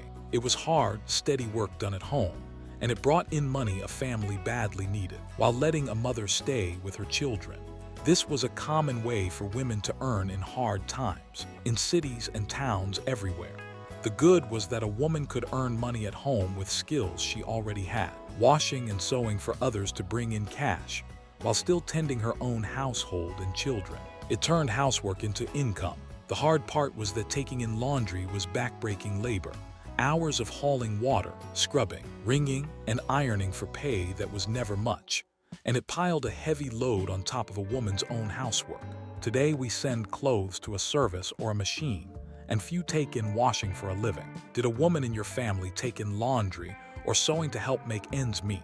Skills brought in money at home. So did a spare room, because a family with an extra bed could rent it out to a boarder for steady cash. That's number 26. Number 26. Renting out the spare room to a boarder. A house with an extra room held a way to earn money. So families took in boarders, renting out a spare bedroom to a lodger who paid weekly or monthly for a place to stay. Often the rent included meals, so the boarder ate at the family table, and the money he paid helped cover the mortgage or the rent and put food on the table. A widow might keep her house by filling it with boarders, and many a family made ends meet by giving up a room to paying stranger or a single working man who needed lodging. Taking in boarders was a common and respectable way to bring in income when money was short. This was widespread in cities and towns, where working people needed rooms and families needed cash. The good was that an extra room turned into steady income, so a family could earn money from space they already had, and a boarder's rent and board money could make the difference in keeping the house. It put an idle room to work. The hard part was the loss of privacy and the extra work, since a boarder meant another person living in the home, another mouth to cook for and clean up after, and not every lodger was easy to live with. Today we guard our privacy, and few take in a live-in boarder. Did your family ever rent a room or take in a boarder to help pay the bills? A spare room brought in money, so did a willingness to work, because a man who could not find a steady job cobbled together a living from odd jobs and peddling. That's number 25. Number 25. Piecing together a living from odd jobs and peddling. With steady work scarce, many a man kept his family fed by doing whatever work he could find, one odd job at a time. He raked leaves, shoveled snow, chopped wood, hauled trash, painted fences, fixed what was broken, and took day labor wherever it turned up. Others peddled, buying or making small goods, and selling them door to door or from a cart, fruit and vegetables, homemade items, brushes, or whatever might sell. It was not steady and it was not much, but a day of odd jobs or a day of peddling brought home a little money or a little food, and enough of those days strung together kept a family going. This was how countless people survived when the regular jobs vanished. The good was that a willing worker could almost always scrape up a little something, so a man who could not find a job could still earn by doing odd work or selling door to door, keeping some money coming in when there was no steady paycheck. It kept a family afloat. The hard part was that this work was uncertain, exhausting, and often humbling, since a man raised to a trade might find himself doing any labor he could get, never knowing if tomorrow would bring work or nothing at all. Today we count on steady jobs, and few piece together a living this way. Did your grandfather take on odd jobs or sell door to door to get by? A living was pieced together from odd work. Money was saved too, by sharing what folks had, because neighbors lent each other tools instead of each buying their own. That's number 24. Number 24. Sharing the tools up and down the road. No family could afford to own every tool it might need, and there was no sense in it anyway, so neighbors shared. One man had a good ladder, another had a post hole digger, a third had a saw or a large kettle or a piece of equipment, and each lent to the others as the need arose. A family borrowed what it did not have and lent what it did, and this quiet trading of tools and equipment meant everyone had access to far more than any one household could buy. A borrowed tool was returned in good shape, and a favor lent was a favor that would come back around. This was simply how country and small-town neighbors lived, helping each other get by.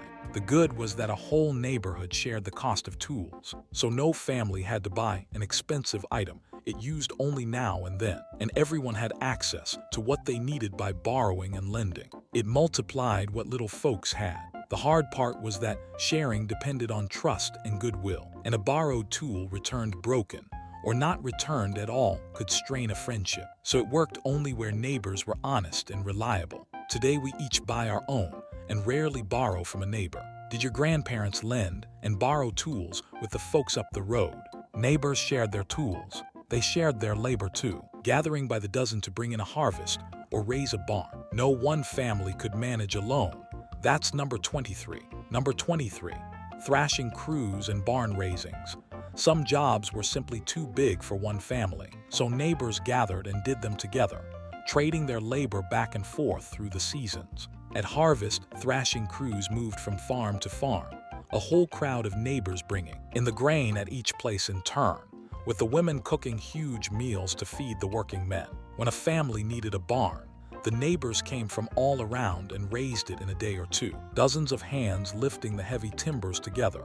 Nobody was paid in cash, because the pay was the same help given back when your turn came. This was the heart of rural life, a way of trading work so that big jobs got done and no family stood alone. The good was that enormous jobs got finished fast when everyone pitched in, so a harvest was brought in, or a barn was raised that no single family could have managed, and it cost only the promise to help your neighbors in return. It turned many hands into light work. The hard part was that it bound you to show up whenever a neighbor needed you, in all weather and at the busiest times, and a family that would not do its share found the help drying up when its own turn came. Today we hire crews or rent machines and rarely raise anything together. Did your family take part in shared harvests or a barn raising? Neighbors traded their labor. They shared the care of the children too, minding each other's little ones so parents could work. That's number 22. Number 22, minding each other's children. With parents working, hunting for work, or bent over the wash in the garden, someone had to watch the little ones. And neighbors and family filled that need for each other. A woman minded her neighbor's children along with her own, while that mother took in washing or went to a job, and the favor was returned another day. Grandmothers, aunts, and older children all took a hand in watching the young ones, and a whole neighborhood kept a loose eye on every child who played in the street or the yard. There was no paying a sitter, because the community simply looked after its children together. This was the way in close neighborhoods and big families everywhere, where child-rearing was shared. The good was that parents could work or tend to chores knowing their children were watched, since neighbors and kin traded off, minding the little ones for free, and children grew up cared for by a whole community rather than left alone. It shared the load of raising them. The hard part was that it leaned on close ties and trust, and a mother watching a house full of children, on top of her own work, had her hands more than full, so it asked a great deal of the women, who did most of the minding. Today we pay for childcare and often live far from family. Did neighbors or relatives help mind the children in your family? The community shared the care of its children. It shared its healers too, and a country doctor was often paid not in cash, but in eggs produce, or whatever a family could spare. That's number 21. Number 21, paying the doctor in eggs and produce. When a family had almost no cash but someone fell sick, the doctor still came, and he was often paid in whatever the family could give instead of money. A country doctor might drive miles out to a farm and leave with a dozen eggs, a chicken, a sack of potatoes, a ham, a basket of vegetables, or a promise of labor, taking his fee in goods because he knew cash was scarce. Some doctors kept treating families for years, paid in produce, pies, and gratitude more than in dollars. It was an understanding between a community and the people who served it. That care would be given and paid for however it could be. This was common in rural areas, where cash was rare but food and goods were not. The good was that families got the medical care they needed even with no money, because a doctor would accept eggs, meat, or produce in place of a fee, and it let both the family and the doctor get by in a cashless time.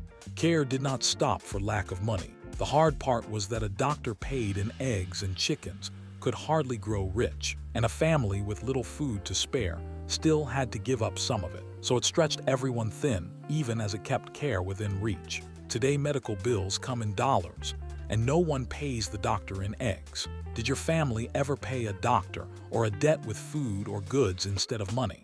Care was paid for in produce. Money that a family did have was managed with great care.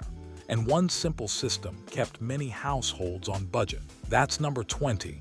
Number 20, keeping the budget in envelopes. With little money coming in, every dollar had to be accounted for. And one simple system helped a family do it: the envelope method.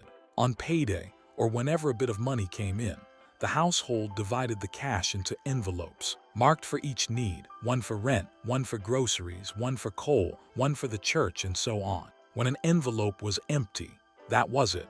There was no more money for that thing until the next payday. So the family made what was in each envelope last. It was budgeting you could see and hold.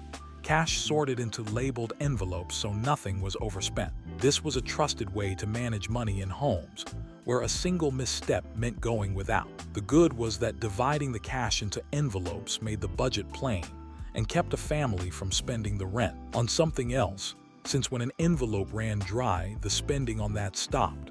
It kept a tight budget honest. The hard part was that it took discipline to leave a fuller envelope alone when another ran short. And in the very worst times, there was simply not enough cash to fill all the envelopes, no matter how carefully it was divided. Today, most money moves invisibly by card, and few people budget with cash in envelopes. Did your grandparents divide their money into envelopes to make it stretch?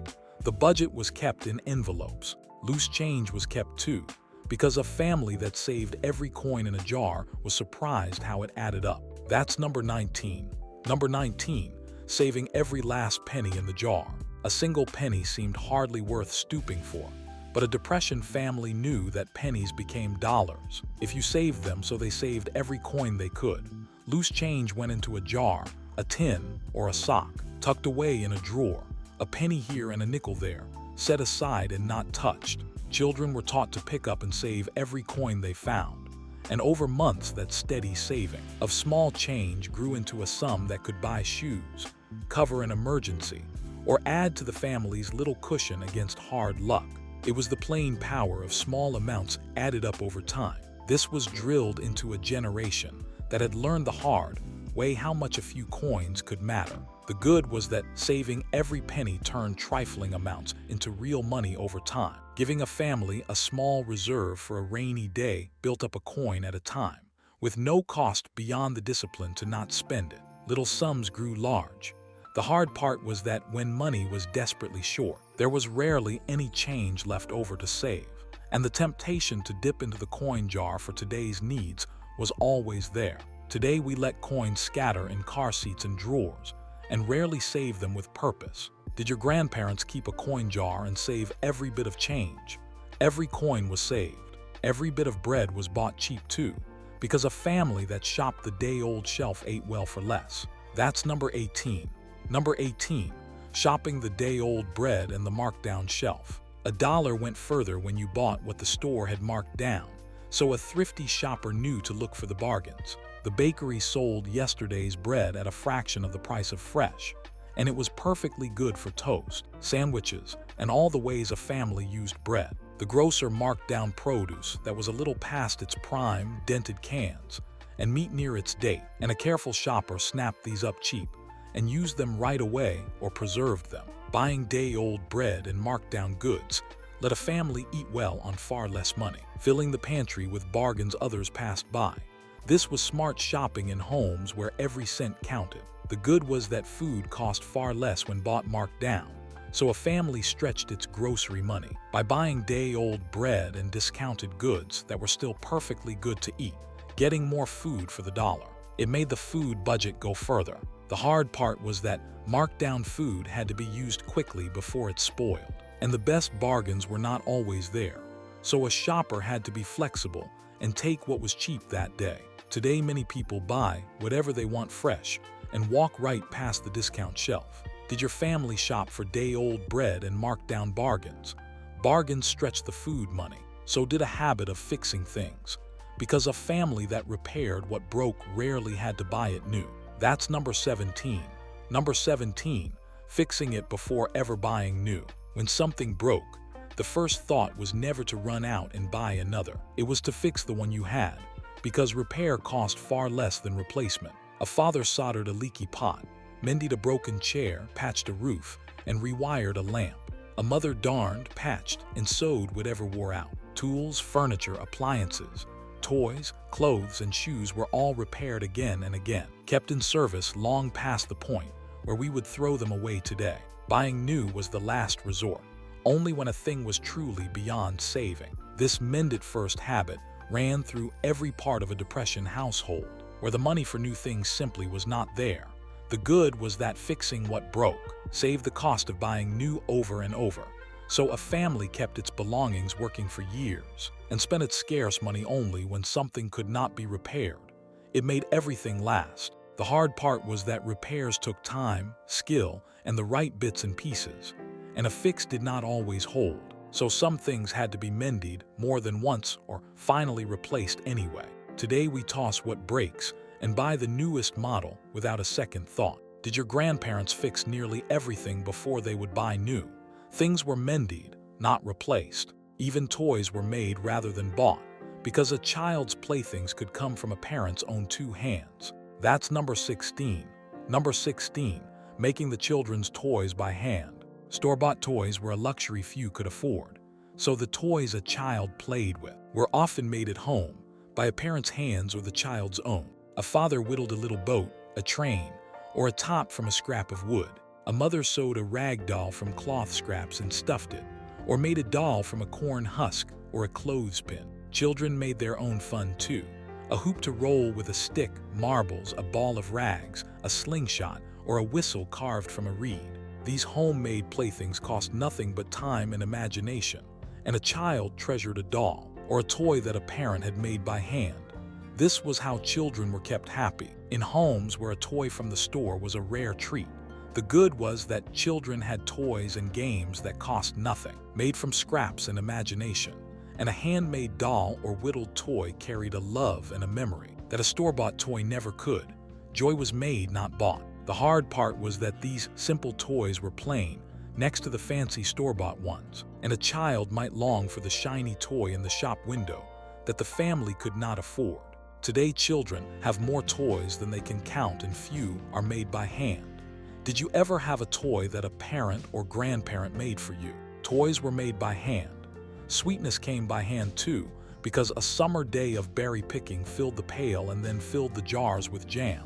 That's number 15. Number 15, filling the pail with berries and the jars with jam. When summer came, the wild berries ripened along the fence rows, in the woods and in the fields, free for anyone willing to pick them, and families went out with pails to gather them. Blackberries, raspberries, wild strawberries, huckleberries, and whatever else grew nearby were picked by the handful under the hot sun, often by children whose fingers and mouths ended up stained purple. Some of the berries were eaten fresh, some baked into a cobbler or a pie, and the rest were cooked with sugar into jam and jelly, and put up in jars to spread on bread all through the winter. A day of berry picking cost nothing and filled the pantry with sweetness. This was a beloved summer ritual, especially for children. In the country and at the edges of town, the good was that free wild berries gave a family fresh fruit, pies, and jars of jam for winter, all for the pleasure of a day's picking, turning a summer outing into food that lasted for months. It was sweetness the land gave away. The hard part was that berry picking meant hours in the hot sun, among thorns, bugs, and the occasional snake, and it still took sugar and jars to turn the berries into jam that would keep. Today we buy jam in a jar and rarely pick a wild berry. Did you ever spend a summer day picking berries to make jam?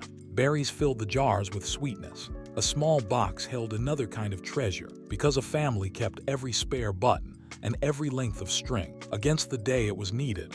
That's number 14. Number 14, the button box and the ball of string. In nearly every home there was a button box, a tin or a jar where every spare button was saved, and a ball of string that grew as more string was added to it. When a garment finally wore out beyond saving, its buttons were snipped off first and dropped into the button box, so a woman mending clothes always had a button to match or close enough. The ball of string grew from every bit of twine off a package or a feed sack. Wound on, so there was always a length of string when something needed tying. Nothing so small and useful as a button or a piece of string was ever thrown away, because the day always came when you needed one. This was the plain habit of every make-do household. The good was that a family always had the small, useful things on hand for free. A button to replace a lost one, a length of string to tie a parcel, saved from things that would otherwise be tossed. It saved many a trip to the store. The hard part was almost nothing, though a button box could become a jumble to dig through, and not every saved button found a match when the time came. Today we toss worn clothes buttons and all and buy string in a roll. Did your grandmother keep a button box and a ball of saved string? Small useful things were always saved. Free entertainment was saved for two, because a library card opened a whole world to a family that could not buy books. That's number 13. Number 13, the library card and reading aloud. Books and magazines cost money, and entertainment was a luxury, but the public library gave both away for free, and families made good use of it. A library card let anyone borrow books, and folks carried home armloads of stories, histories, and how-to books to read through the week, then brought them back for more. In the evenings, before television, and often before the family had a radio, one person read aloud while the others listened, sewed, or sat by the fire, sharing a story together. The library gave a poor family a window onto the whole world. Adventure, knowledge, and escape, all for the price of nothing. This was a cherished resource in hard times, a free door to learning and delight. The good was that the library gave free books and free entertainment to anyone, so a family could read, learn, and travel the world in their imaginations without spending a cent, and reading aloud together bound the family close of an evening. Knowledge and joy cost nothing there. The hard part was almost nothing, though not every town had a library within reach, and a family working from dawn to dark did not always have the energy left to read. Today, entertainment streams endlessly from a screen, and the library sits quieter. Did your family read aloud together, or make regular trips to the library? The library gave stories for free, so did the radio, and a family gathered around it for news, music, and laughter that carried them out of hard times for an evening. That's number 12. Number 12, gathering around the radio. For a family lucky enough to own one, the radio was the heart of the evening, a magic box that brought the whole world into the front room for free. Once you had the set, after supper the family gathered around it and listened together to music, comedy shows, dramas, ball games, and the news, all carried in on the airwaves at no cost beyond the electricity or the batteries. The radio brought laughter and music into homes worn down by hard times, and the president's voice came through it too, speaking directly to families in their own parlors. Whole families sat together in the glow of the dial, sharing the same programs night after night. This was the great shared entertainment of the age, a comfort and a companion in lean years. The good was that the radio gave a family endless free entertainment and news. Once they had the set, filling hard evenings with music, laughter, and stories, and bringing the outside world and a sense of connection into a struggling home. It lifted spirits for free. The hard part was that a radio set cost money to buy and needed power to run, so not every family had one, and the batteries for a farm radio without electricity were an expense to be managed. Today screens surround us, and few families gather around a single one. Did your family gather around the radio in the evenings? The radio brought the family together, so did the front porch, where on a warm evening the whole neighborhood came out to sit, talk, and pass the time for free. That's number 11. Number 11, sitting on the front porch of a summer evening. On a warm evening, before air conditioning drove everyone indoors, the front porch was the place to be, and it cost nothing at all. When the day's work was done, and the house was too hot to sit in, the family carried themselves out to the porch to catch the breeze, and neighbors did the same all up and down the street. People visited from porch to porch. Children caught fireflies and played in the yard. Someone might bring out a guitar or a fiddle, and the grown-ups talked, rocked, and watched the evening come on. It was rest, company, and entertainment all at once, free for the taking on a summer night. This was the social heart of a neighborhood in the warm months, a nightly gathering that asked for nothing but a chair and a little time. The good was that the porch gave a family rest, fresh air, and the company of neighbors for free, a place to unwind and visit. At the end of a hard day, knitting a neighborhood together one evening at a time. Community happened right there on the steps. The hard part was almost nothing, though it belonged to the warm months. And the good weather, and a porch on a busy street offered less peace than one on a quiet lane. Today we sit inside behind closed doors, and the porches sit empty. Did your family sit out on the porch on summer evenings? The porch brought the neighborhood together. In the kitchen, nothing at all went to waste, because a good cook used every last peel, top, and scrap the food gave up. That's number 10. Number 10. Using every last peel, top, and scrap in the kitchen. In a Depression kitchen, the garbage pail held almost nothing, because nearly everything that came off the cutting board found a use. Potato peels were fried crisp or dropped into the stock pot. The tops of celery and the leaves of carrots flavored a soup. Onion skins colored a broth a rich brown. The ends and trimmings of vegetables, the outer leaves, the stems, all went into a pot to make stock or into the soup. Apple peels and cores were simmered for their flavor. Bacon grease was saved to the last spoonful, and the water from boiling vegetables was kept for soup rather than poured down the drain. A good cook wasted not one edible scrap, wringing every bit of food and flavor out of what came into the kitchen. This was the whole ethic of the times, boiled down to the daily habits of the woman at the stove. The good was that a family got more food and more flavor out of everything it bought or grew, since peels, tops, ends, and cooking water that most people throw away all went to feed the family or flavor the pot. Nothing edible was lost. The hard part was that using every scrap took time, thought, and a cook willing to fuss over trimmings, and some of it, like peels and tops, took real care to turn into something worth eating. Today we scrape most of it into the bin without a second glance. Did your grandmother find a use for the peels and scraps most people throw out? Nothing in the kitchen was wasted. When sickness came, the kitchen counter became the pharmacy too, because a family doctored itself with the simple remedies close at hand. That's number 9. Number 9. Doctoring the family at the kitchen counter. A doctor cost money and lived far off. So for the everyday coughs, colds, aches, and scrapes, a family took care of its own, and the kitchen counter was the medicine cabinet. A mustard plaster spread on a cloth was laid on the chest to ease a deep cough. A poultice of cooked onions was wrapped over a congested chest. Honey and lemon soothed a sore throat. A spoonful of homemade syrup was given for a cold, and warm salt water gargled away the ache in a throat. Herbs, teas, liniments, and old family remedies handed down through the generations were used for one ailment after another, and mother knew what to reach for. Store-bought medicine and the doctor were saved for the serious cases only. This was ordinary home care in a time when medical help was dear and distant. The good was that a family treated its everyday illnesses at home for pennies, using simple remedy from the pantry that eased the small sicknesses and comforted the sufferer, saving the cost of the doctor for when it truly mattered. Care was always close at hand. The hard part was that home remedies went only so far, and a family leaning on plasters and poultices might wait too long to fetch the doctor when a sickness turned serious, which in those years could cost a life. Today we reach for the drugstore and the clinic for every sniffle. Did your grandmother have home remedies she swore by when you were sick? The family doctored its own. It clothed its own too, passing each good garment down from the oldest child to the youngest until it was truly worn out. That's number 8. Number 8. Handing the clothes down the line.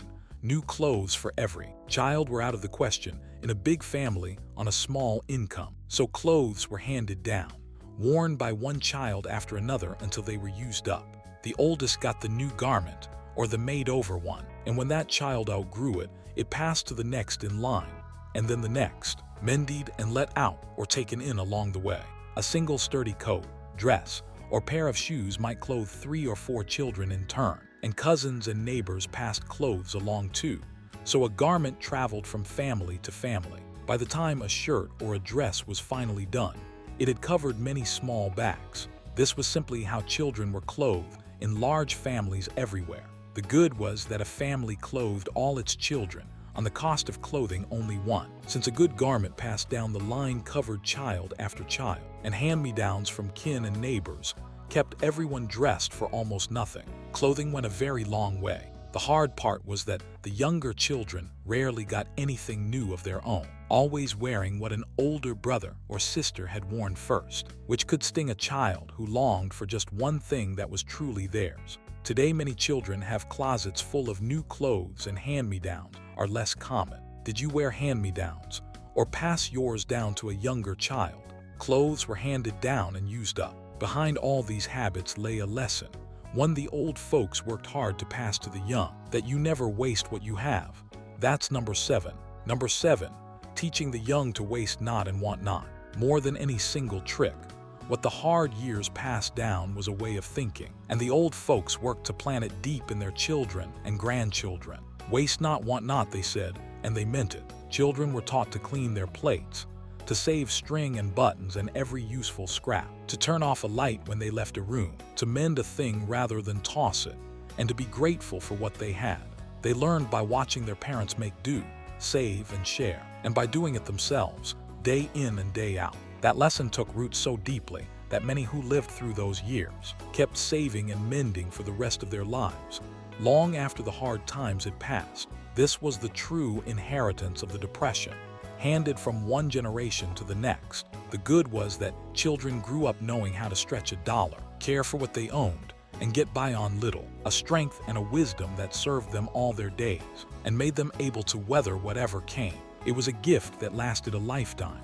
The hard part was that the lesson was learned through real hardship and want, and some who lived it carried the fear of scarcity forever, never able to spend or waste even when times grew good again. Today, plenty is the rule, and that lesson is harder to teach. Did the older folks in your family teach you to never waste what you had? Thrift was handed down to the young, and when the neighborhood gathered, everyone brought a dish, and many hands made a feast that no one family could have laid on alone. That's number 6. Number 6, the covered dish supper. When the community came together, at the church, the Grange Hall, or a neighbor's home, no one family had to feed the crowd, because everyone brought a dish, and together they made a feast. Each woman carried in her covered dish a pot of beans, a chicken and dumplings, a pan of cornbread, a garden salad, a cake or a pie, and all of it was set out on a long table for everyone to share. A family that could bring only a little brought what it could, and a family with more brought extra, and no one went hungry and no one was shamed. The tables groaned with more good food than any single household could have managed, and the eating was only half of it, for the fellowship around that table fed people just as much. This was the joyful heart of community life, in church basements and backyards across the land. The good was that a shared meal of many dishes fed everyone well, and cost each family only its one dish. So the whole community ate like kings for a little while, and the gathering knit neighbors together in a way that mattered as much as the food. It turned scarcity into plenty through sharing. The hard part was almost nothing, for the covered dish supper was one of the bright spots of hard times. Though a proud woman with little to bring might have felt the pinch of setting her modest dish beside a neighbor's fuller one. Today we gather less and cater more. Did your family carry a covered dish to church suppers and community gatherings? The community made a feast together. When the meal was done and the dishes washed, the family gathered close, and the storytelling began. That's number 5. Number 5, the stories told after the dishes were done. When supper was over and the dishes were washed and put away, the family did not scatter, because the evening held one more gift, the telling of stories.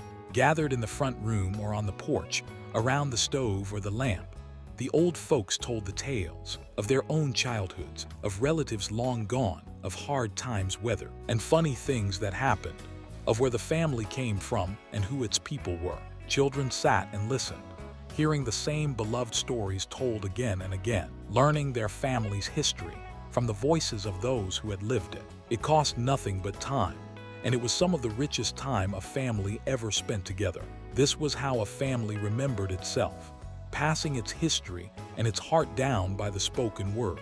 The good was that storytelling gave a family entertainment, closeness, and a living memory of its own passed for free, binding the generations together and handing down who the family was to the children who would carry it on. It was an inheritance told aloud. The hard part was almost nothing, though as the years passed and lives grew busier, the storytelling hour grew shorter, and some of the old tales were lost when no one wrote them down or the tellers passed on.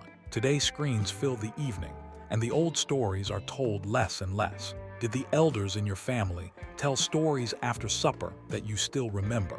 Stories were handed down by the fire, holding the whole community together. Through the hardest of times was the church and the faith that gave people strength. That's number 4.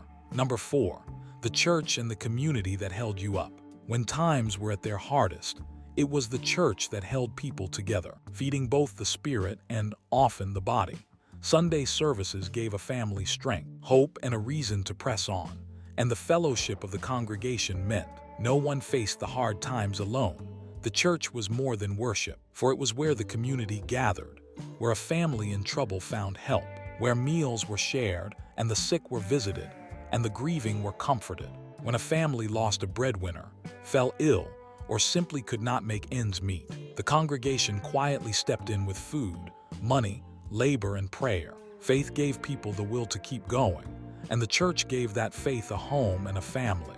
This was the bedrock of community life, especially in the South and in immigrant and Black communities, where the church stood at the very center.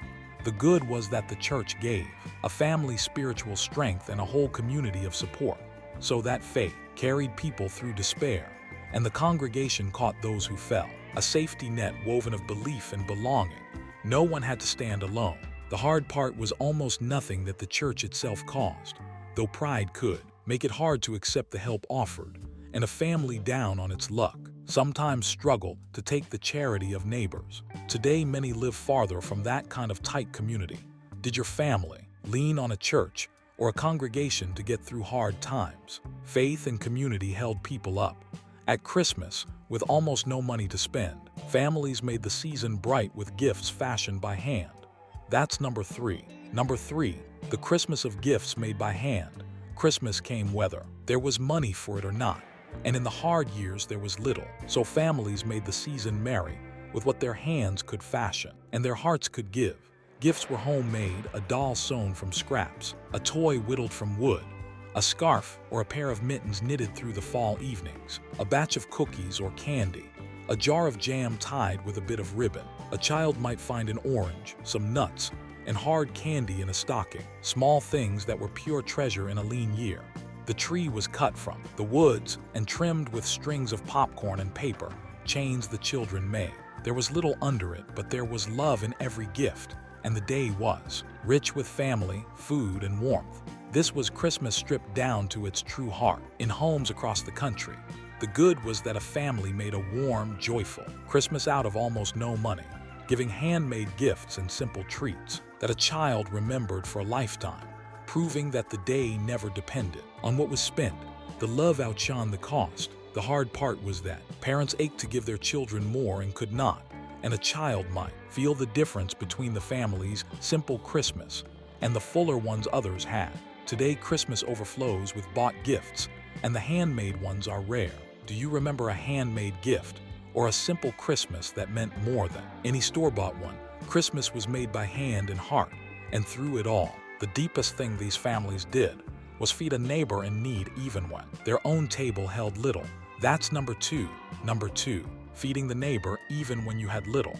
Of all the things these families did to survive, the one that shines brightest is this: that people with almost nothing still shared it with someone who had less. A family that could barely feed itself set another plate at the table for a hungry neighbor, a drifter passing through, or a child whose folks had nothing that night. During the Depression, men who wandered the country looking for work learned which homes would feed them, and word spread of the door where a hungry man would be given a meal, no matter how poor the family inside. A woman would stretch the pot a little thinner, so there was enough to give some away.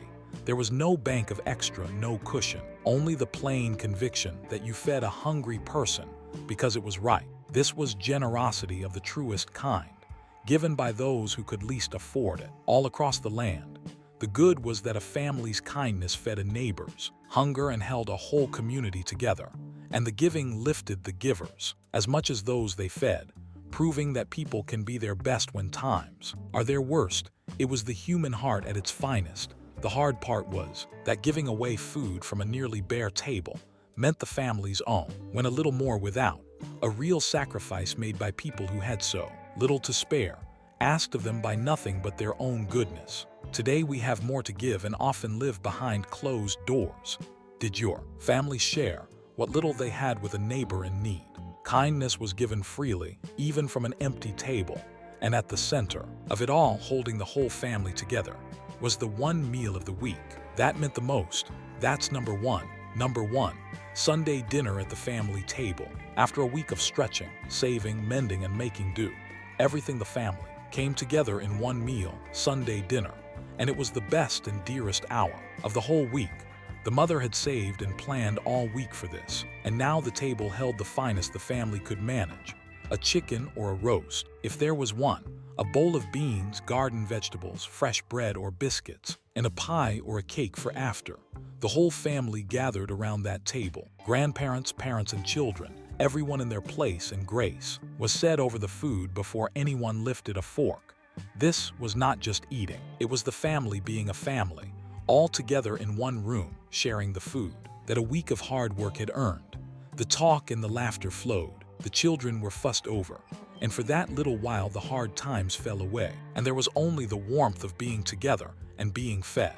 All the thrift, all the saving, all the sacrifice of the week was for this, the family whole, and gathered around its own table. This is what the old folks were really working for.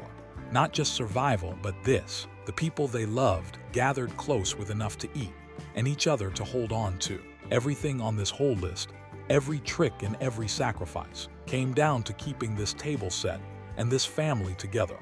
That is what they were fighting for, and that is what they gave you. If you remember a table like this, or the grandparents who set it, share your memory in the comments below, because those stories deserve to be told and passed on. If this brought back something dear to you, give it a like so it reaches others who lived it too, and subscribe to hear more stories of the people who came before us and everything they did to get by. Thank you for spending this time remembering with me.